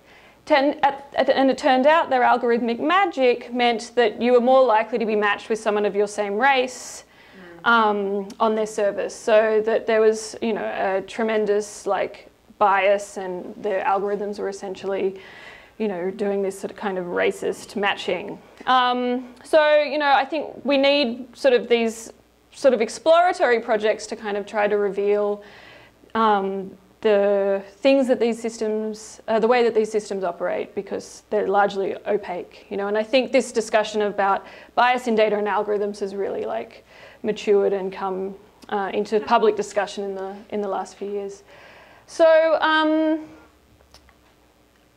yeah, this project has gone on and been exhibited in a number of places, and I think it also was so well received because it sort of invites the participants into this question of like, well, how important is smell in attraction, right? And although it, you know, got all this press, you know, we really made sure when we were thinking about how to do it that the joke was never on the participants, right? That the people participating, you know, were able to go through and have their dates and do the service, and the joke was on the Silicon Valley and the tech press, right, for, you know, understanding the project as a startup and assuming that this was the next big thing in dating. And, you know, like startup people were emailing me and being like, oh, let's scale this, let's do it. And I'm like, my apartment is full of t-shirts, like, have you thought about that? But I think it's really worth thinking about when you're making work like this, which sits on the edge of like, is it a startup? Is it an artwork? Is it a design project? Like, who's the joke on? We nearly are at time. No, got a little bit more. Okay, so one more to finish up, another collaboration with Sam.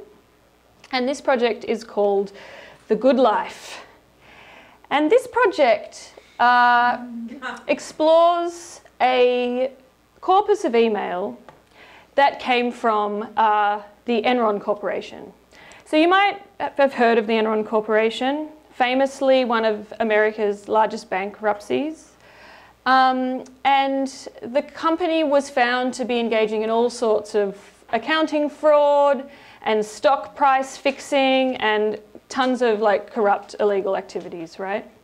And the FERC, which was the body that was investigating them, when they had announced the bankruptcy, released the entire repository of emails from the company, communications between the top 150 executives in the company online, in what's known as the Enron email corpus.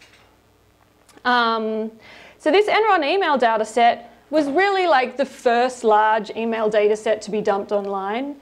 And it's kind of a strange story of internet history that like this would be put online as kind of like a punishment to Enron for their activities. And so it's also a very unusual data set, right? Because like at this time, so this was, the company was sort of in operation between 97 up until about 2002, I think, 2003. And so at the time, you know, this was the first time a real database of real communications of this size had been made available, and it's public domain. So the corpus originally had 1.6 emails in it. After they released it online, a lot of the employees started complaining because, of course, it was full of social security numbers and very personal information, divorce records, etc. So Enron then hired back a few of their employees to go through the entire corpus and remove personal information. And they gave out like bonus prizes like baseball tickets for the people who sorted through the most emails every day. And so it was cleaned up to contain around 500,000 emails. Communications between the top 150 executives at Enron from this period, 1999 to 2003. And it became a very important resource for natural language processing and for computer science, right? Because this is what normal email looked like, supposedly. Although, you know, the repositories of Gmail would dwarf this now, at the time this hadn't been made available before. And so our project takes this corpus and allows you to sign up online and receive the emails in the order that they were sent, spaced out, you know, appropriately to their timestamps. And you can receive them as a 30-day plan, a 1-year plan, or a 7-year plan. Initially, this is how we did it. And so on the 30-day plan, you're getting like 16,000 emails a day. Unfortunately, we got listed as spammers because if you try and send a couple of million emails in 3 days, that's what happens. And so now, due to these technical constraints, Sam can tell you, having built the server, how difficult it is to sort of send these large quantities of emails. So due to these technical constraints, our sort of plans are 7 years, 14 years, 42 years, 28 years. So due to the technical issues. And so what might you receive if you sign up for this? So this is a bit of a spoiler alert. Some of them are like nauseatingly boring. So Miss Gonzalez, for some strange reason, I received your W-2 in the mail yesterday. I am located at 3148C. Or call me and I will arrange to get it to you. Peter Keevy. So really mundane office stuff. Some are a little bit more interesting. Judge Scott Link campaign. This is our judge in the Beeson case. I don't like him as a judge, but I would recommend that we gave him $500 to $1,000. Some are even more interesting. So subject line Dark Star from Richard B. After further thought, it seems to me that in light of our fear of litigation with American Coal, we should keep the documents to further insulate the coal group and you from any claim that Enron misused the information. I suggest that you transfer the information to me and I will hold it for safekeeping.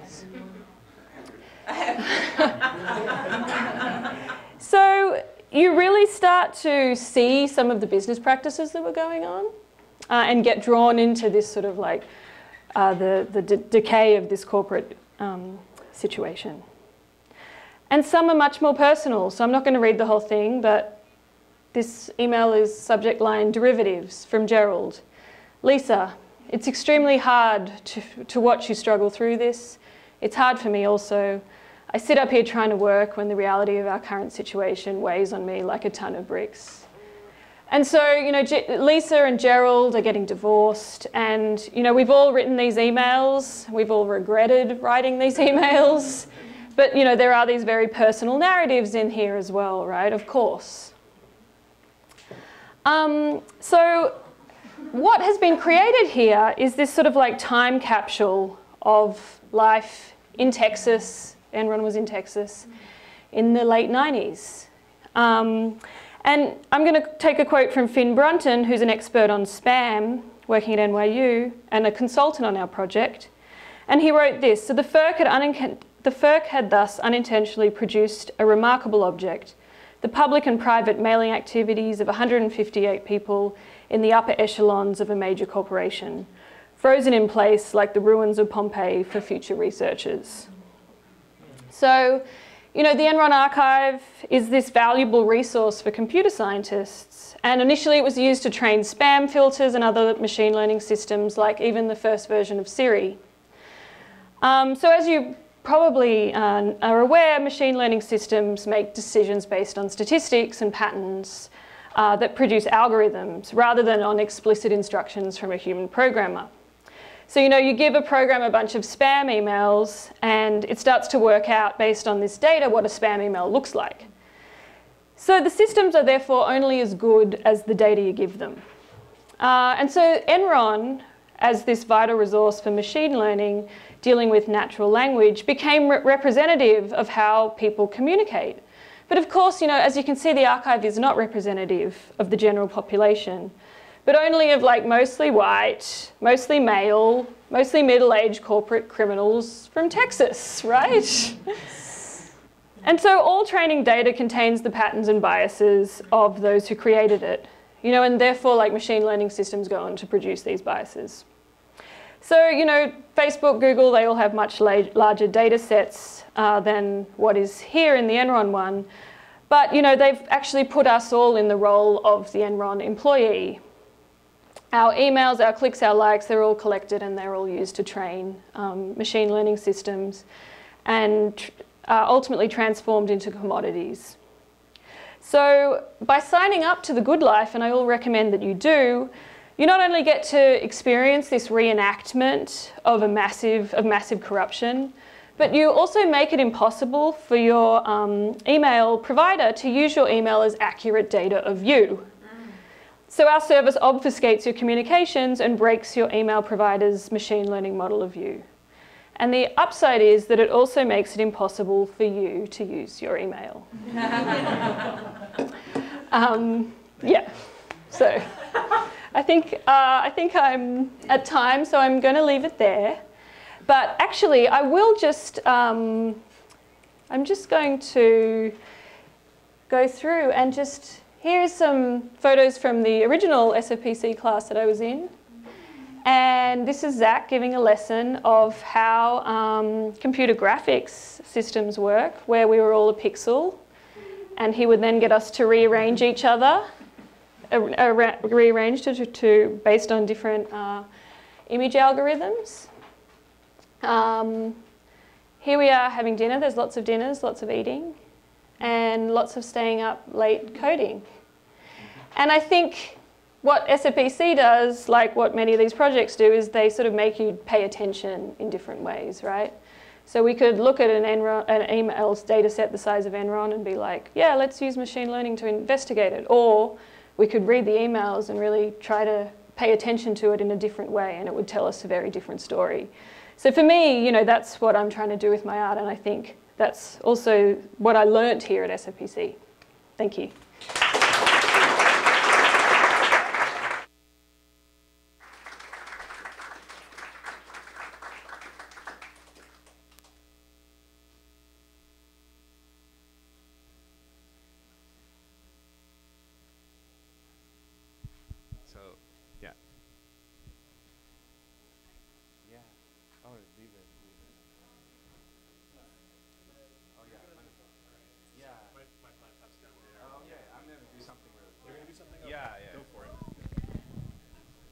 Everyone, oh, okay, sorry.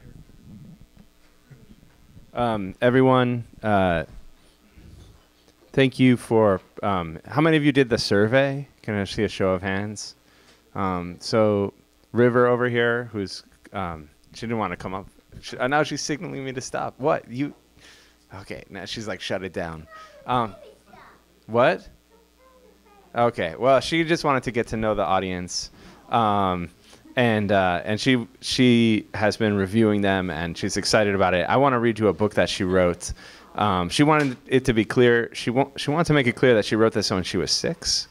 So let's see here. How do we make this full screen? Oh, what? Or an Acrobat? Okay, I don't even know this program. Oh no! Oh no! Oh, what did I do? Oh no! Oh, sorry. Okay. Acrobat. Yeah, I am art. There we go. Look at that. Command L. That is intuitive. All right. I am art. So this is a book that by River the artist.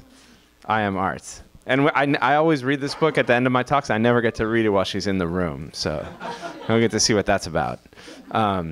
This book is for Apo and Agon and Nana. Art is like you feel free, you feel like you can do anything, and you know what to draw. And if you don't, you look at you. You are the one, and you have your own, oh no. You have your own imagination. And maybe in your imagination, you will see lines and squares, and in those squares and lines, you will see art. And that art is amazing, and you are too. Haha, stop looking at me. Art, I am art, food is art, anything is art, art.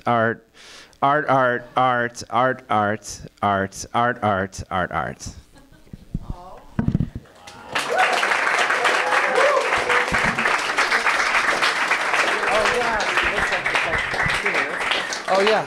Okay. So I don't know where. Oh, now she's coming back. River, that was awesome. Yeah.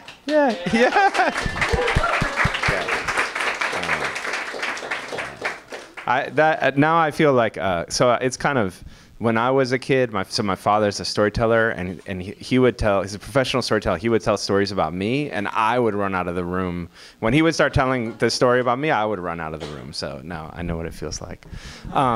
So our next speaker, Darius, he reached out when we started SFPC. He sent an email, and I looked at my email. It was like, I think it was 2013 or 2014. He reached out and was like, you know, I want to come by. I want to see what's going on. And we have been in touch, and just it's never, the timing has never worked out.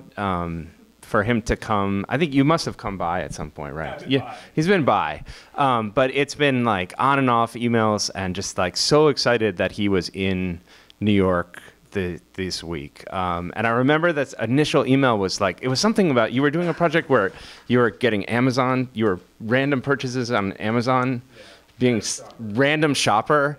And I remember this project and being like, this is exactly what we want the school to be about, just like this kind of work. And it's probably like weekly that I run into a project that Darius has worked on, and he's full of magic. He's doing all kinds of things with language and automation and play with computation, and I love his work. So I'm excited to see what he's up to.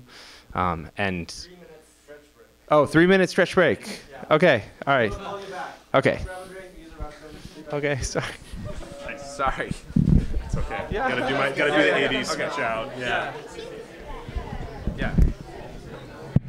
Whoa. You want to say something? Okay. Just to say thank you for doing this.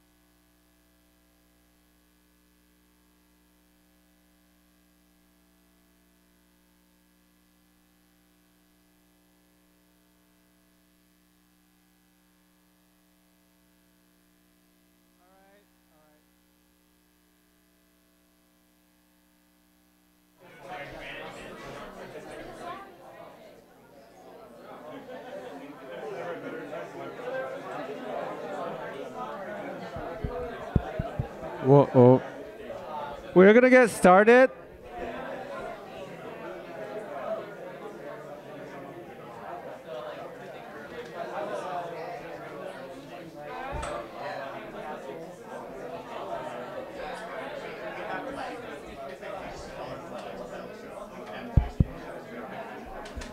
Hi everyone. Could everyone grab their seats once again? If you're sitting in the back, that's cool. Let's just keep our voices down. All right. Once again for Darius.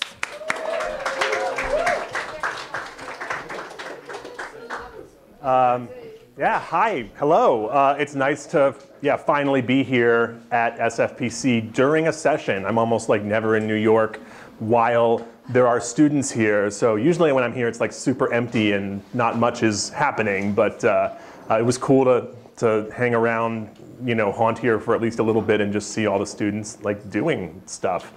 Hello,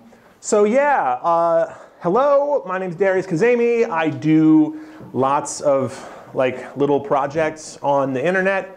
I guess what I want to do, so I have like, I think as Zach alluded to, I make a lot of projects. And I've had different times in my life where I've had sort of different creative, I guess like velocity or something. So I've had years where I was pumping out 2 to 3 projects a week. And I've had years where I haven't done much like compared to that. I'm actually, right now I'm in one of those kind of creative down periods. I'm still making stuff and I'm doing stuff and I'm being productive, but I don't feel like I'm on fire or anything. And that's okay. A big part of being a creative person is just to be like, I'm not doing anything right now. That's okay, it's fine. There's like the issue of like making money, which is different. But at least in terms of like personal, creative, artistic projects, yeah, I'm just kind of in one of those spaces right now. But I've done a few things. So I'm going to show you, since I've given like, I think I gave a portfolio talk here once before. I'm not going to like go into like a huge overview of everything that I've done. But what I want to do is I'll show some more recent stuff. And then I want to talk a little bit about some things that I've been thinking about recently, and then I don't know. We'll see where this takes us. There's my name. There it goes. Here, just in case you forget who I am, or you're tuning in right now. Well,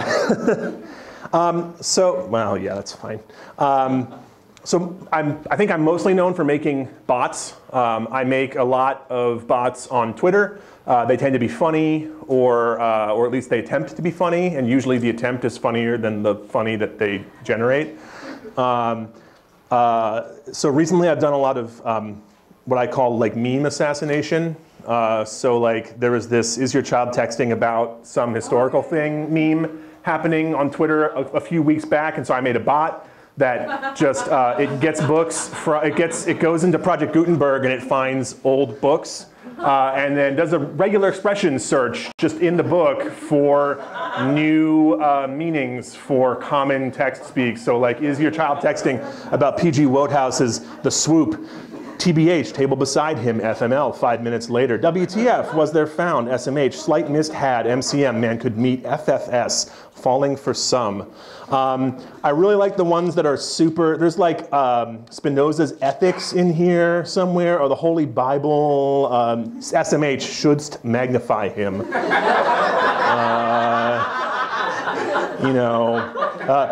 DTF, drown this fool. In ye old English. Anyway, one of the reasons I make projects like this is because I like stuff that can surprise me. So like every morning I read through the Twitter list of all my bots and I see what they've been up to and I chuckle and that's cool. It's fun. It's cool when the stuff that you make can surprise you. That's honestly what keeps me going. I am primarily entertaining myself with everything I do.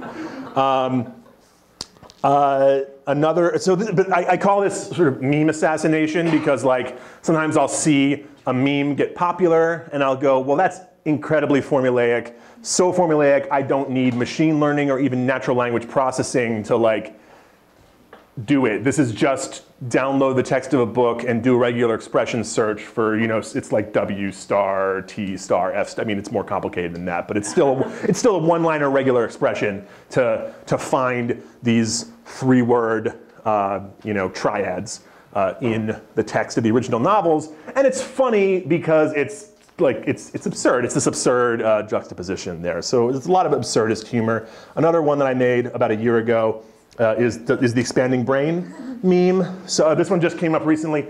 Skimming, larceny, breach of trust with fraudulent intent, skimming. Yeah.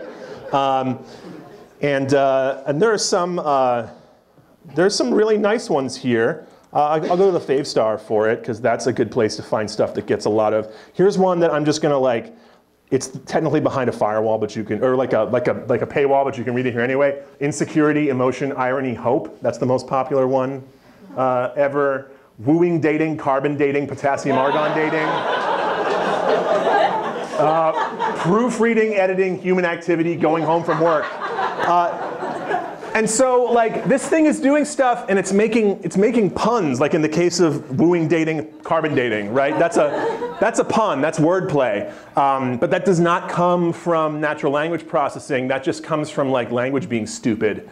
So an expanding bot, all it is I go to ConceptNet, which you may or may not be familiar with. It's literally just this decades-long research project where researchers kind of manually create a graph of human concepts and how they relate to each other. So I can put, I can just pick one from back here, right? Wooing. So I'll put wooing in here. And then you can see it's got related terms and synonyms. What I actually do is I go up the type hierarchy. Wooing is a type of dating.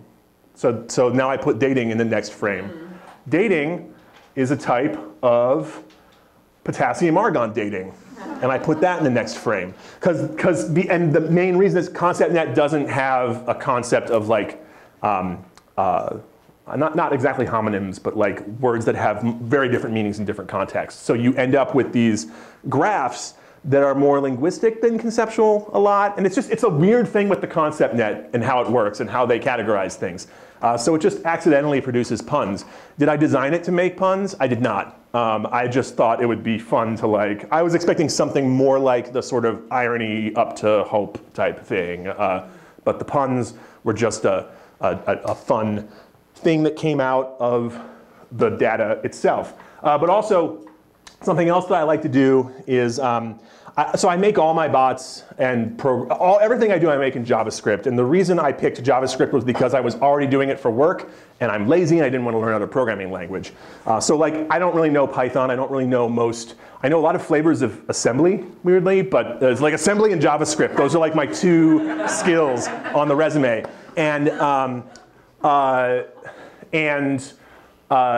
So JavaScript, just because it was there. But what I love about JavaScript is that, like in C, if you like have a type error, it explodes at you. It's like, no, you can't assign an integer to a string, right? That's dumb. Why would you do that? JavaScript is like, sure, what the hell? Let's just do it, right? And it sucks if you're making like robust applications, but if you're making art, it's awesome. What is this? Doing blank. Blank, people think about what they. I don't know.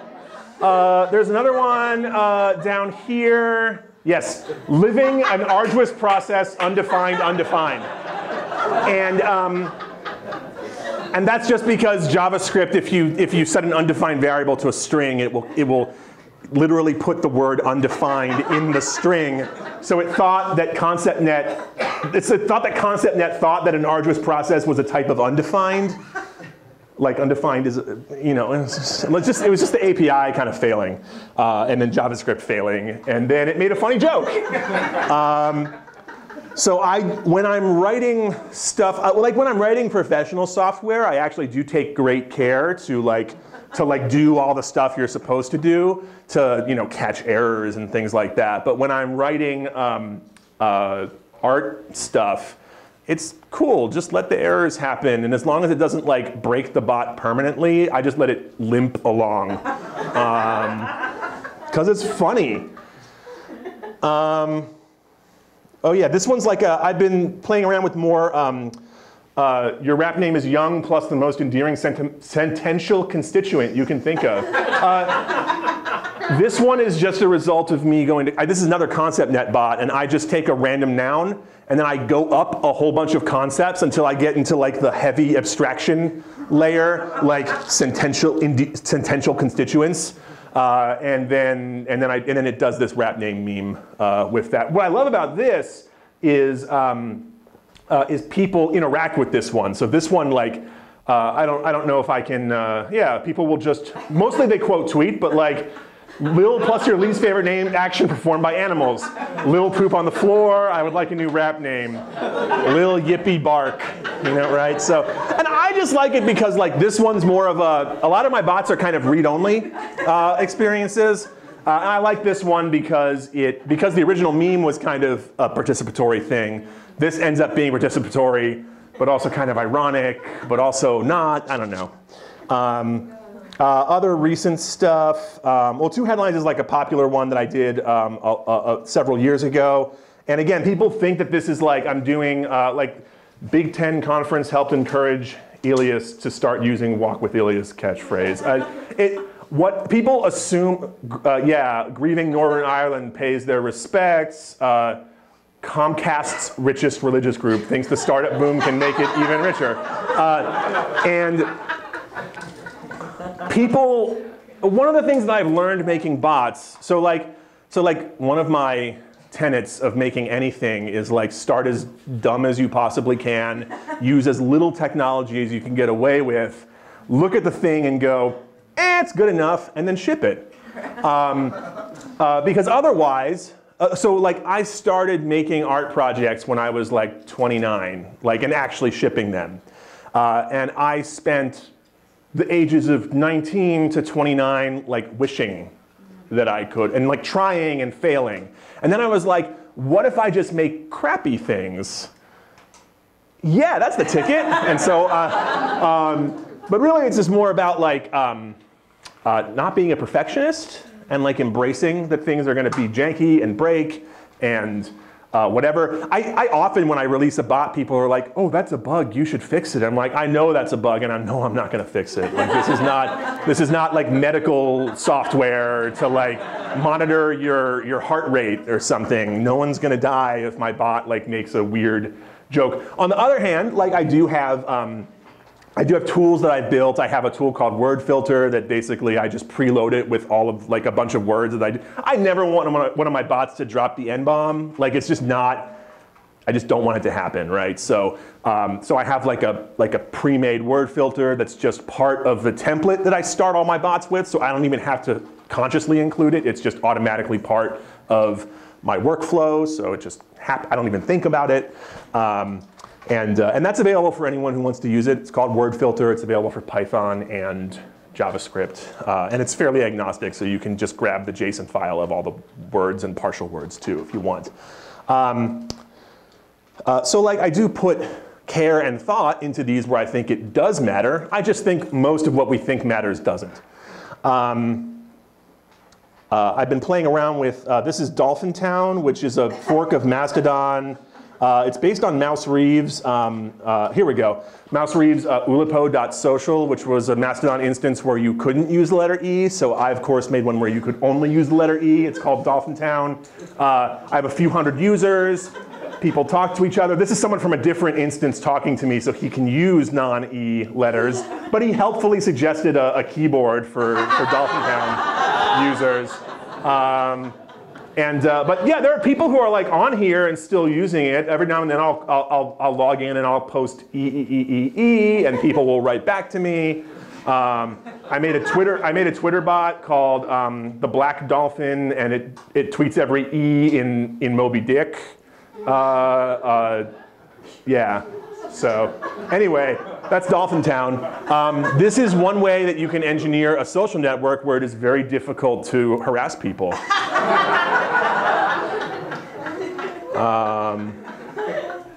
Yeah. Relevant to like students who are here and like SFPC, I have a lot of I open source most of what I do. If I haven't open sourced it, it's just because I'm lazy and didn't want to like rip credentials out of what I made. And if you like DM me on Twitter, I will happily give you the source code to literally anything that I own.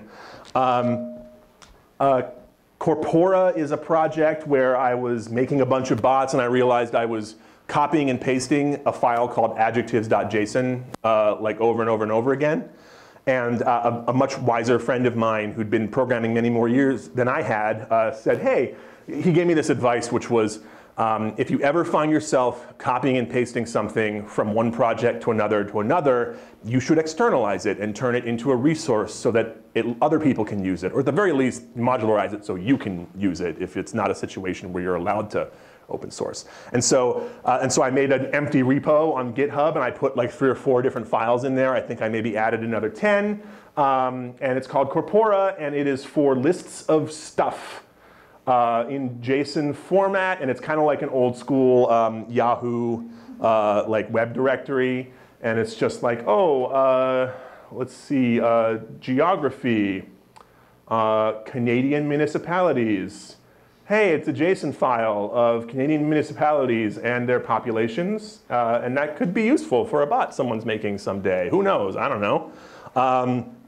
I like to look at sometimes I just look at we have 629 contributions from like 130 people. For a lot of people, this is their first GitHub contribution ever, because it's not code, it's technically content, so it's pretty, but it is code also, so it's like structured content. But I like to look at the commits. Recently, we've had a list of NBA MVPs, countries and their capitals, San Francisco neighborhoods, material colors for Google's material like framework. Bad beers, if you want a JSON file of bad beers. And I think it's like bad beers as defined by a beer advocate score of less than whatever, right? Game of Thrones houses. Yeah, so there's just a lot of weird stuff on here. Mostly I made this for teaching workshops, because if you teach a workshop about bot making, people will want to like scrape data from somewhere, and that can take a long time just to figure out how to do on its own. So it's like, here's just a bunch of data. You don't have to think about where you're getting it from. It's all public domain, and you can just focus on the bot part instead. So this is what enables me to do like a 2-hour make your first Twitter bot class. And a lot of other people use it for that too. But also it's used in a lot of production bots, and a lot of bots that I make. Certainly I'm copying and pasting stuff from Corpora and just putting it right in there, because like, I need a list of animals for the sorting bot, which is my most popular bot, and you follow it, and then it, because it doesn't show you, right, but it does like, you follow it, and so it sorts you into a Hogwarts house with a rhyme. I am the Hogwarts sorting hat. I see you when you hold. I've figured out that Hufflepuff's the right place for your gold, for example. But it does some rhymes with animals, and I pulled those from Corpora. Anyway, it's a nice overall resource. Other resources, Bot Summit is an event that I run every other year, and it's just a bunch of talks from bot makers who I think are doing good work. And it's, you can watch the whole thing online if you want. It's a lot of good talks, so I recommend looking into that. I do other things too. I run NanoGenmo, which every year is a bunch of people who write code, who spend a month writing code to write a 50,000-word novel. So National Novel Generation Month. And we had about 126 entries and 60 completed this year. And the rules are you have to both put a version of a novel up, and you also have to make the source code at least available for reading, even if you don't license it for reuse, just because I want it to be there for like an educational resource for people. So there's 60 novels from 2017 that you could look at and in theory read. I actually love this one, Pride, Prejudice, by this guy Hugo, who works on a lot of stuff that with me.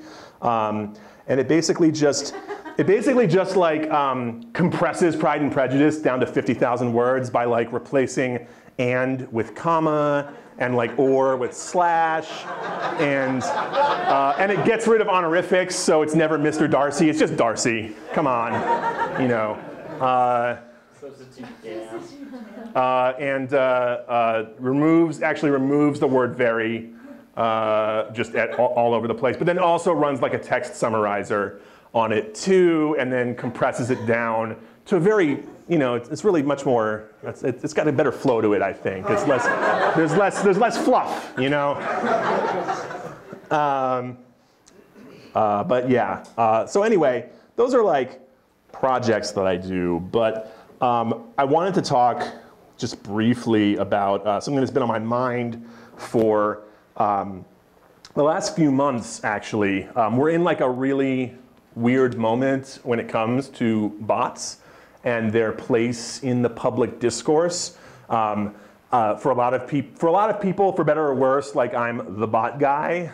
So I do get a lot of like calls from like people in media, tell me about bots, that sort of thing. And it's interesting, I'm really interested, there's people doing good work around like, oh, the Russian bot narrative. It is really like BuzzFeed published a piece by Miriam Elder earlier today, which was called like, Stop Blaming Everything on Russian Bots. And that's like a really good summary of like why this stuff is a fairly kind of a bankrupt panic type narrative. But I'm not even interested in that from where I'm sitting so much as I'm interested in thinking about like the rhetorical valence of bots right now. In the 90s, when the word bot first came into like common usage, the canonical bot was like a web spider, like a web crawler for a search engine. And so it wasn't on social media or anything, it was just this automated piece of software that was always running in the background doing its thing. Well, that applies to like basically everything, right? Like the microchip in your Honeywell, air conditioning unit that monitors the temperature and adjusts, the whole control system. Like that's a bot in the sense that a spider is a bot. It's just a process that's running on its own and doesn't need any maintenance or needs very little maintenance. I have my definition for the kind of bots that I make and the kind of bots that I like to talk about, which is that a bot is a computer that attempts to talk to humans through a medium that was designed for humans to talk to humans. So like you get a robocall from a political candidate, that's a bot. But if you get an error message on a screen, that's a computer communicating with you, but that's not a bot, because that wasn't designed for humans to talk to humans. So if a computer tries to talk to you on Instant Messenger or on Twitter or through text messaging or on the phone, or even if a computer physically mailed you things, like my Random Shopper project, which was me, it was a bot that I made that I gave it $50 in Amazon credit once a month, and it mailed me random stuff, or bought and shipped random stuff to me. And that was a bot executing over the Postal Service, but the Postal Service was, again, one of those, it's a sort of a technology or an infrastructure designed, it's a communication platform for people, the Postal Service, right? Originally it was, I guess, for people to mail stuff to each other and communicate with each other. So, so that's sort of like my working definition of a bot, but there's also these other rhetorical things going on right now where if you look at any political tweet and like one of the first 10 responses will be like, this guy's a bot, don't listen to him, Like, what is that supposed to, like this is clearly a person. Like this is like a verified account and it's like, it's like Glenn Greenwald or something, right? Like say what you want about Glenn Greenwald. He's not a bot. He's an actual human being who like thinks things and writes things and like has beliefs. At least I guess. I mean, but I've never met him, but I'm willing to suspend my disbelief and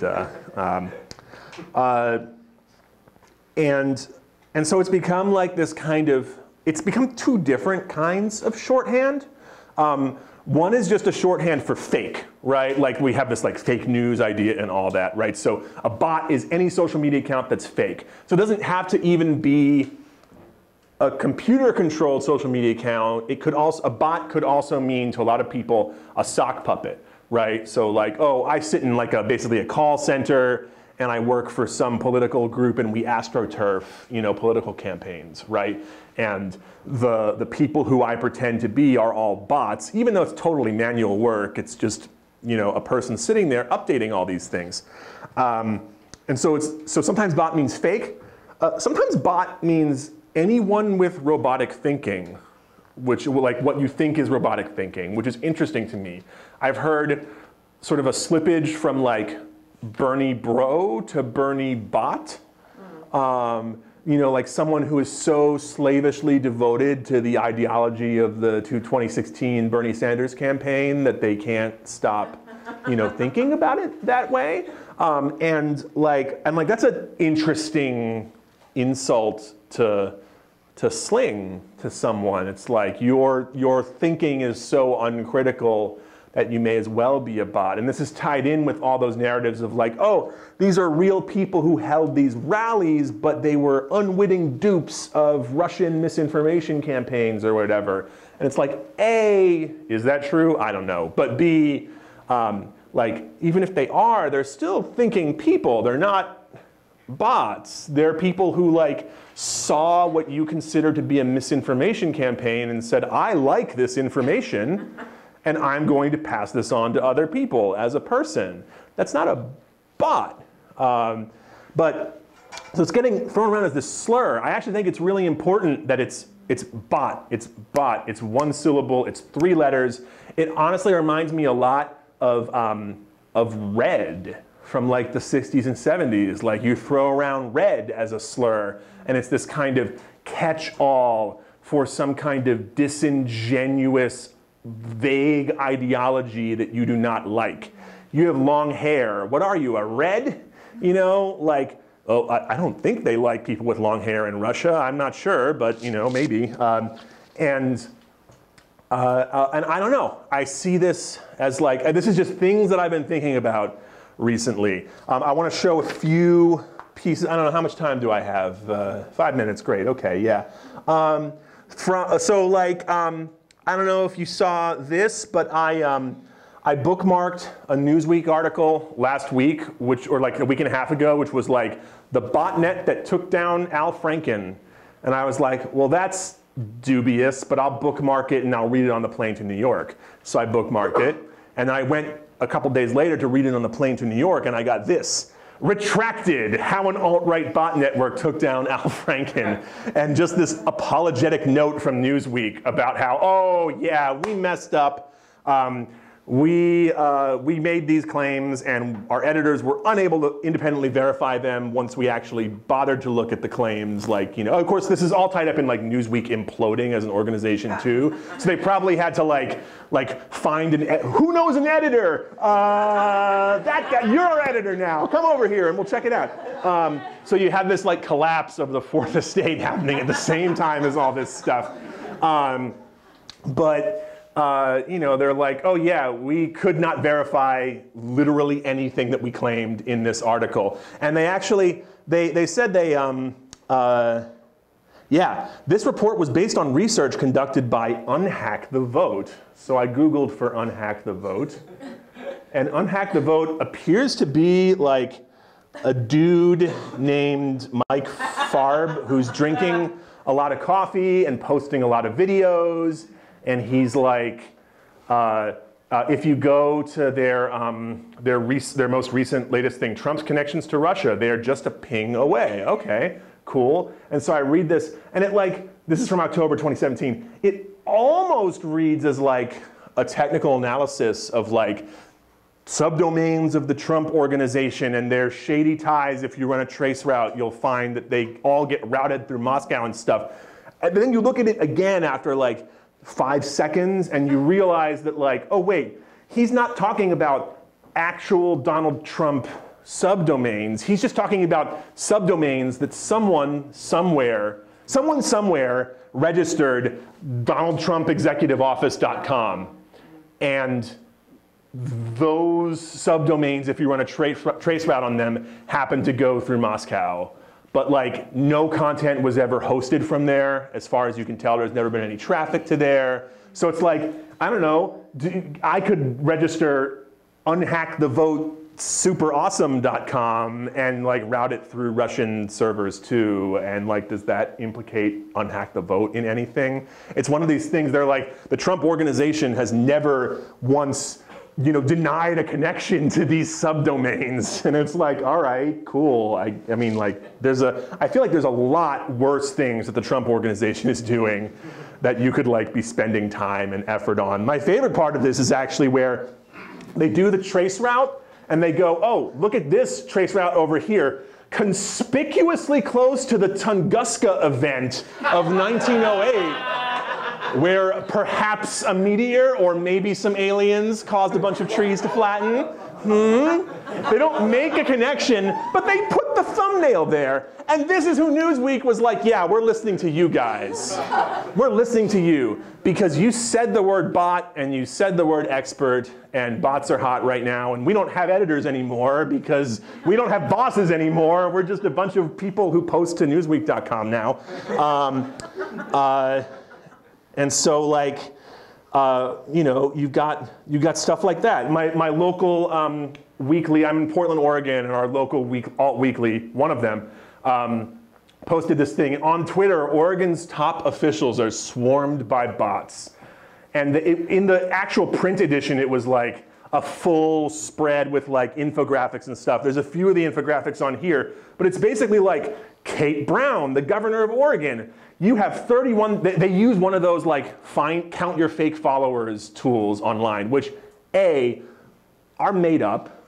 No one actually knows whose followers are fake or not unless, like, you could sit down and do real effort and actually audit all of these and use your human brain. It actually gets back to what Tiga was saying earlier with like well, we have all this Enron email. We should just do a statistical analysis and learn what's there about that. But also, like, there's value to just going in and looking at the individual data points. Does it take work? Yes. Does it give you actual information that you can like draw conclusions about? Yes, it does. As opposed to this kind of thing where it's like, well, some tool that we found online claims that only 37% of Kate Brown's Twitter accounts that follow her are real. By the way, even if this was true and trustworthy, which it is not, so what if she's followed by a large percentage of Twitter bots? Anyone who knows anything about Twitter knows that when you hit a certain level of popularity with your account, if I'm going to make a bot that's going to try to sell gold watches, spam you with free gold watch ads, the first thing I'm going to do is make it follow. I'm going to pick a location for it, and then I'm going to make it follow politicians in that location. And I'm going to make it follow local news things, and I'm going to make it follow random people I find in that location. And it doesn't say anything about the account that is followed except that you are a verified real thing and therefore make a nice kind of disguise for a relatively innocuous spam bot that I'm making. And also complicated by this is that these are public servants, and they actually, a lot of them have internal policies where they can't block people on Twitter because their Twitter feeds are a public service. So like, you can't block someone if your Twitter account is maybe going to inform them about a state of emergency, right?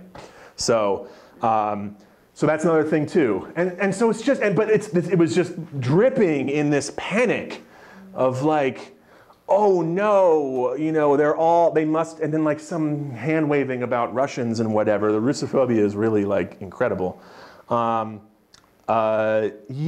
and so, and then there's this, which is Hamilton 68. This is dashboard.securingdemocracy.org, and this was put together by a think tank of like last year, and it's called Hamilton 68 after one of Hamilton's Federalist Papers or whatever. And this is actually the dashboard that like New York Times and other places like to rely on when they do their sort of bot panic articles.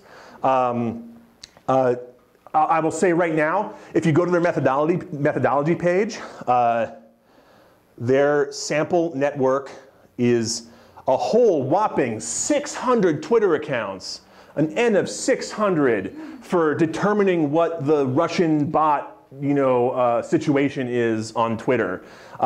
Do they tell you who these accounts are? No, because they don't want to compromise in case it's wrong and that sort of thing. But also, like, a lot of the accounts are just openly pro-Russian users. For example, the Kremlin's official Twitter account.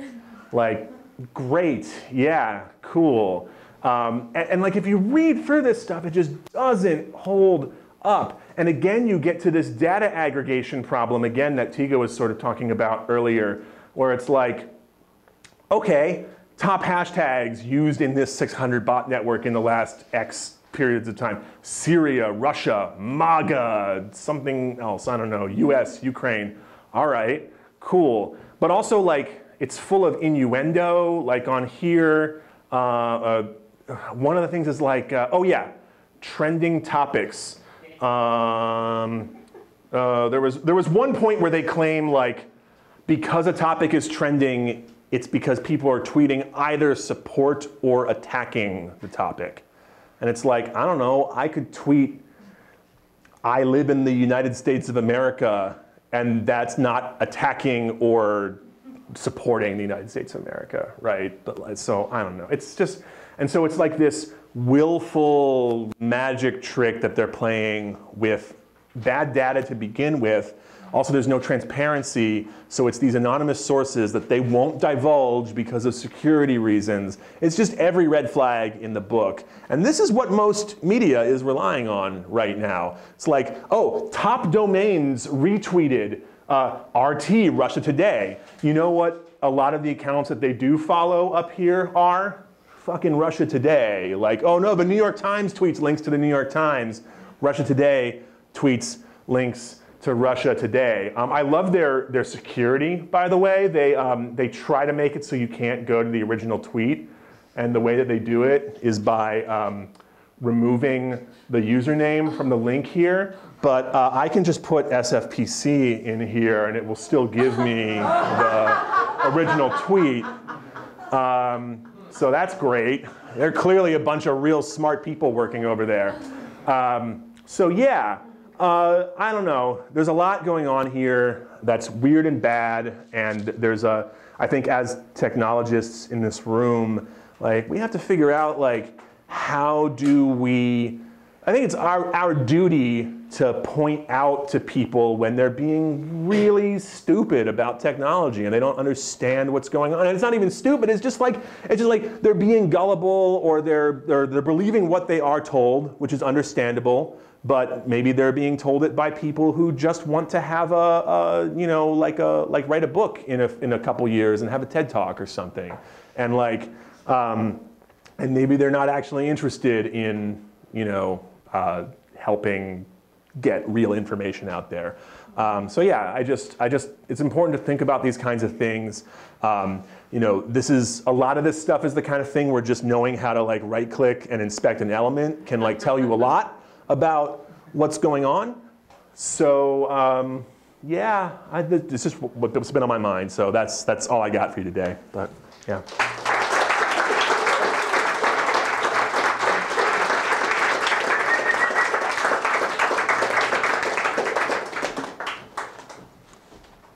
Is that it? There we go. You closing? Okay, cool, great. I'll get out of your way. So that was great. Thanks. Yeah, thank you. Thanks for all the speakers. I'll just stand back here awkwardly.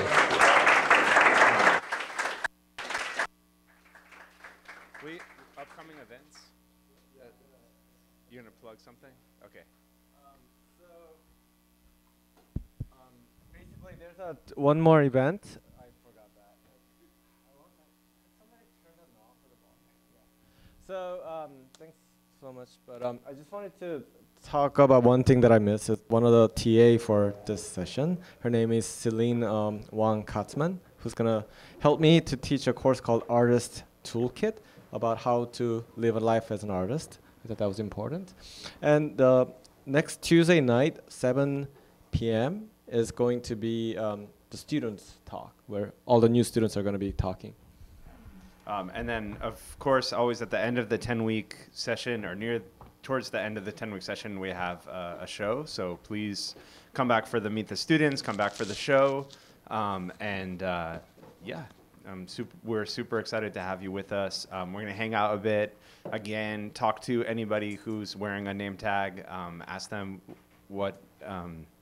how they got here and how it's been so far. And yeah, super happy to have you all with us. When we started the school, we really just wanted to create a place where we could have a family come together, and this really feels like family. So thanks for coming. Yeah.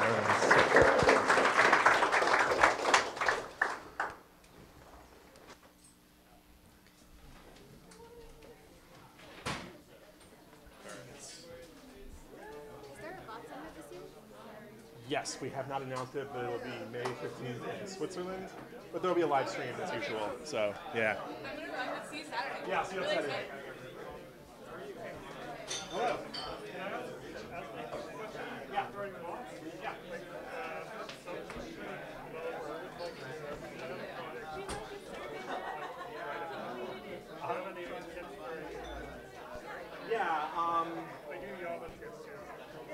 I mean, if you're using JavaScript, BotKit is a great. It's a great kind of. It sort of wraps around a bunch of different services, and it's pretty well documented and that sort of thing. So I recommend looking at that. And just as like a general thing, like I would try and like as like a design thing, I would try and like put at the forefront the fact that it is a robot. Yeah, try and like just not try and like not even a cute like I'm a just give people awesome, great. But the other thing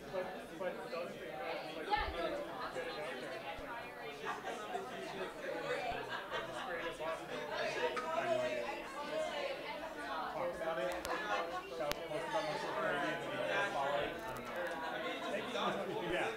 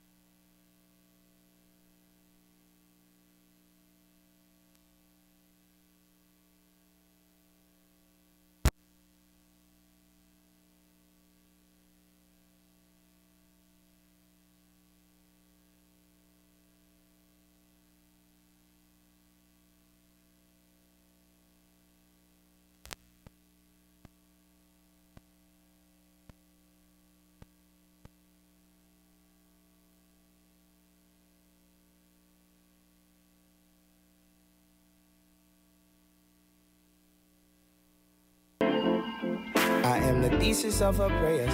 Her nieces and her nephews are just pieces of the layers. Only one she love as much as me is Jesus Christ and Taylor. I got a future song singing for my grandma. You sing it too, but your grandma ain't my grandma.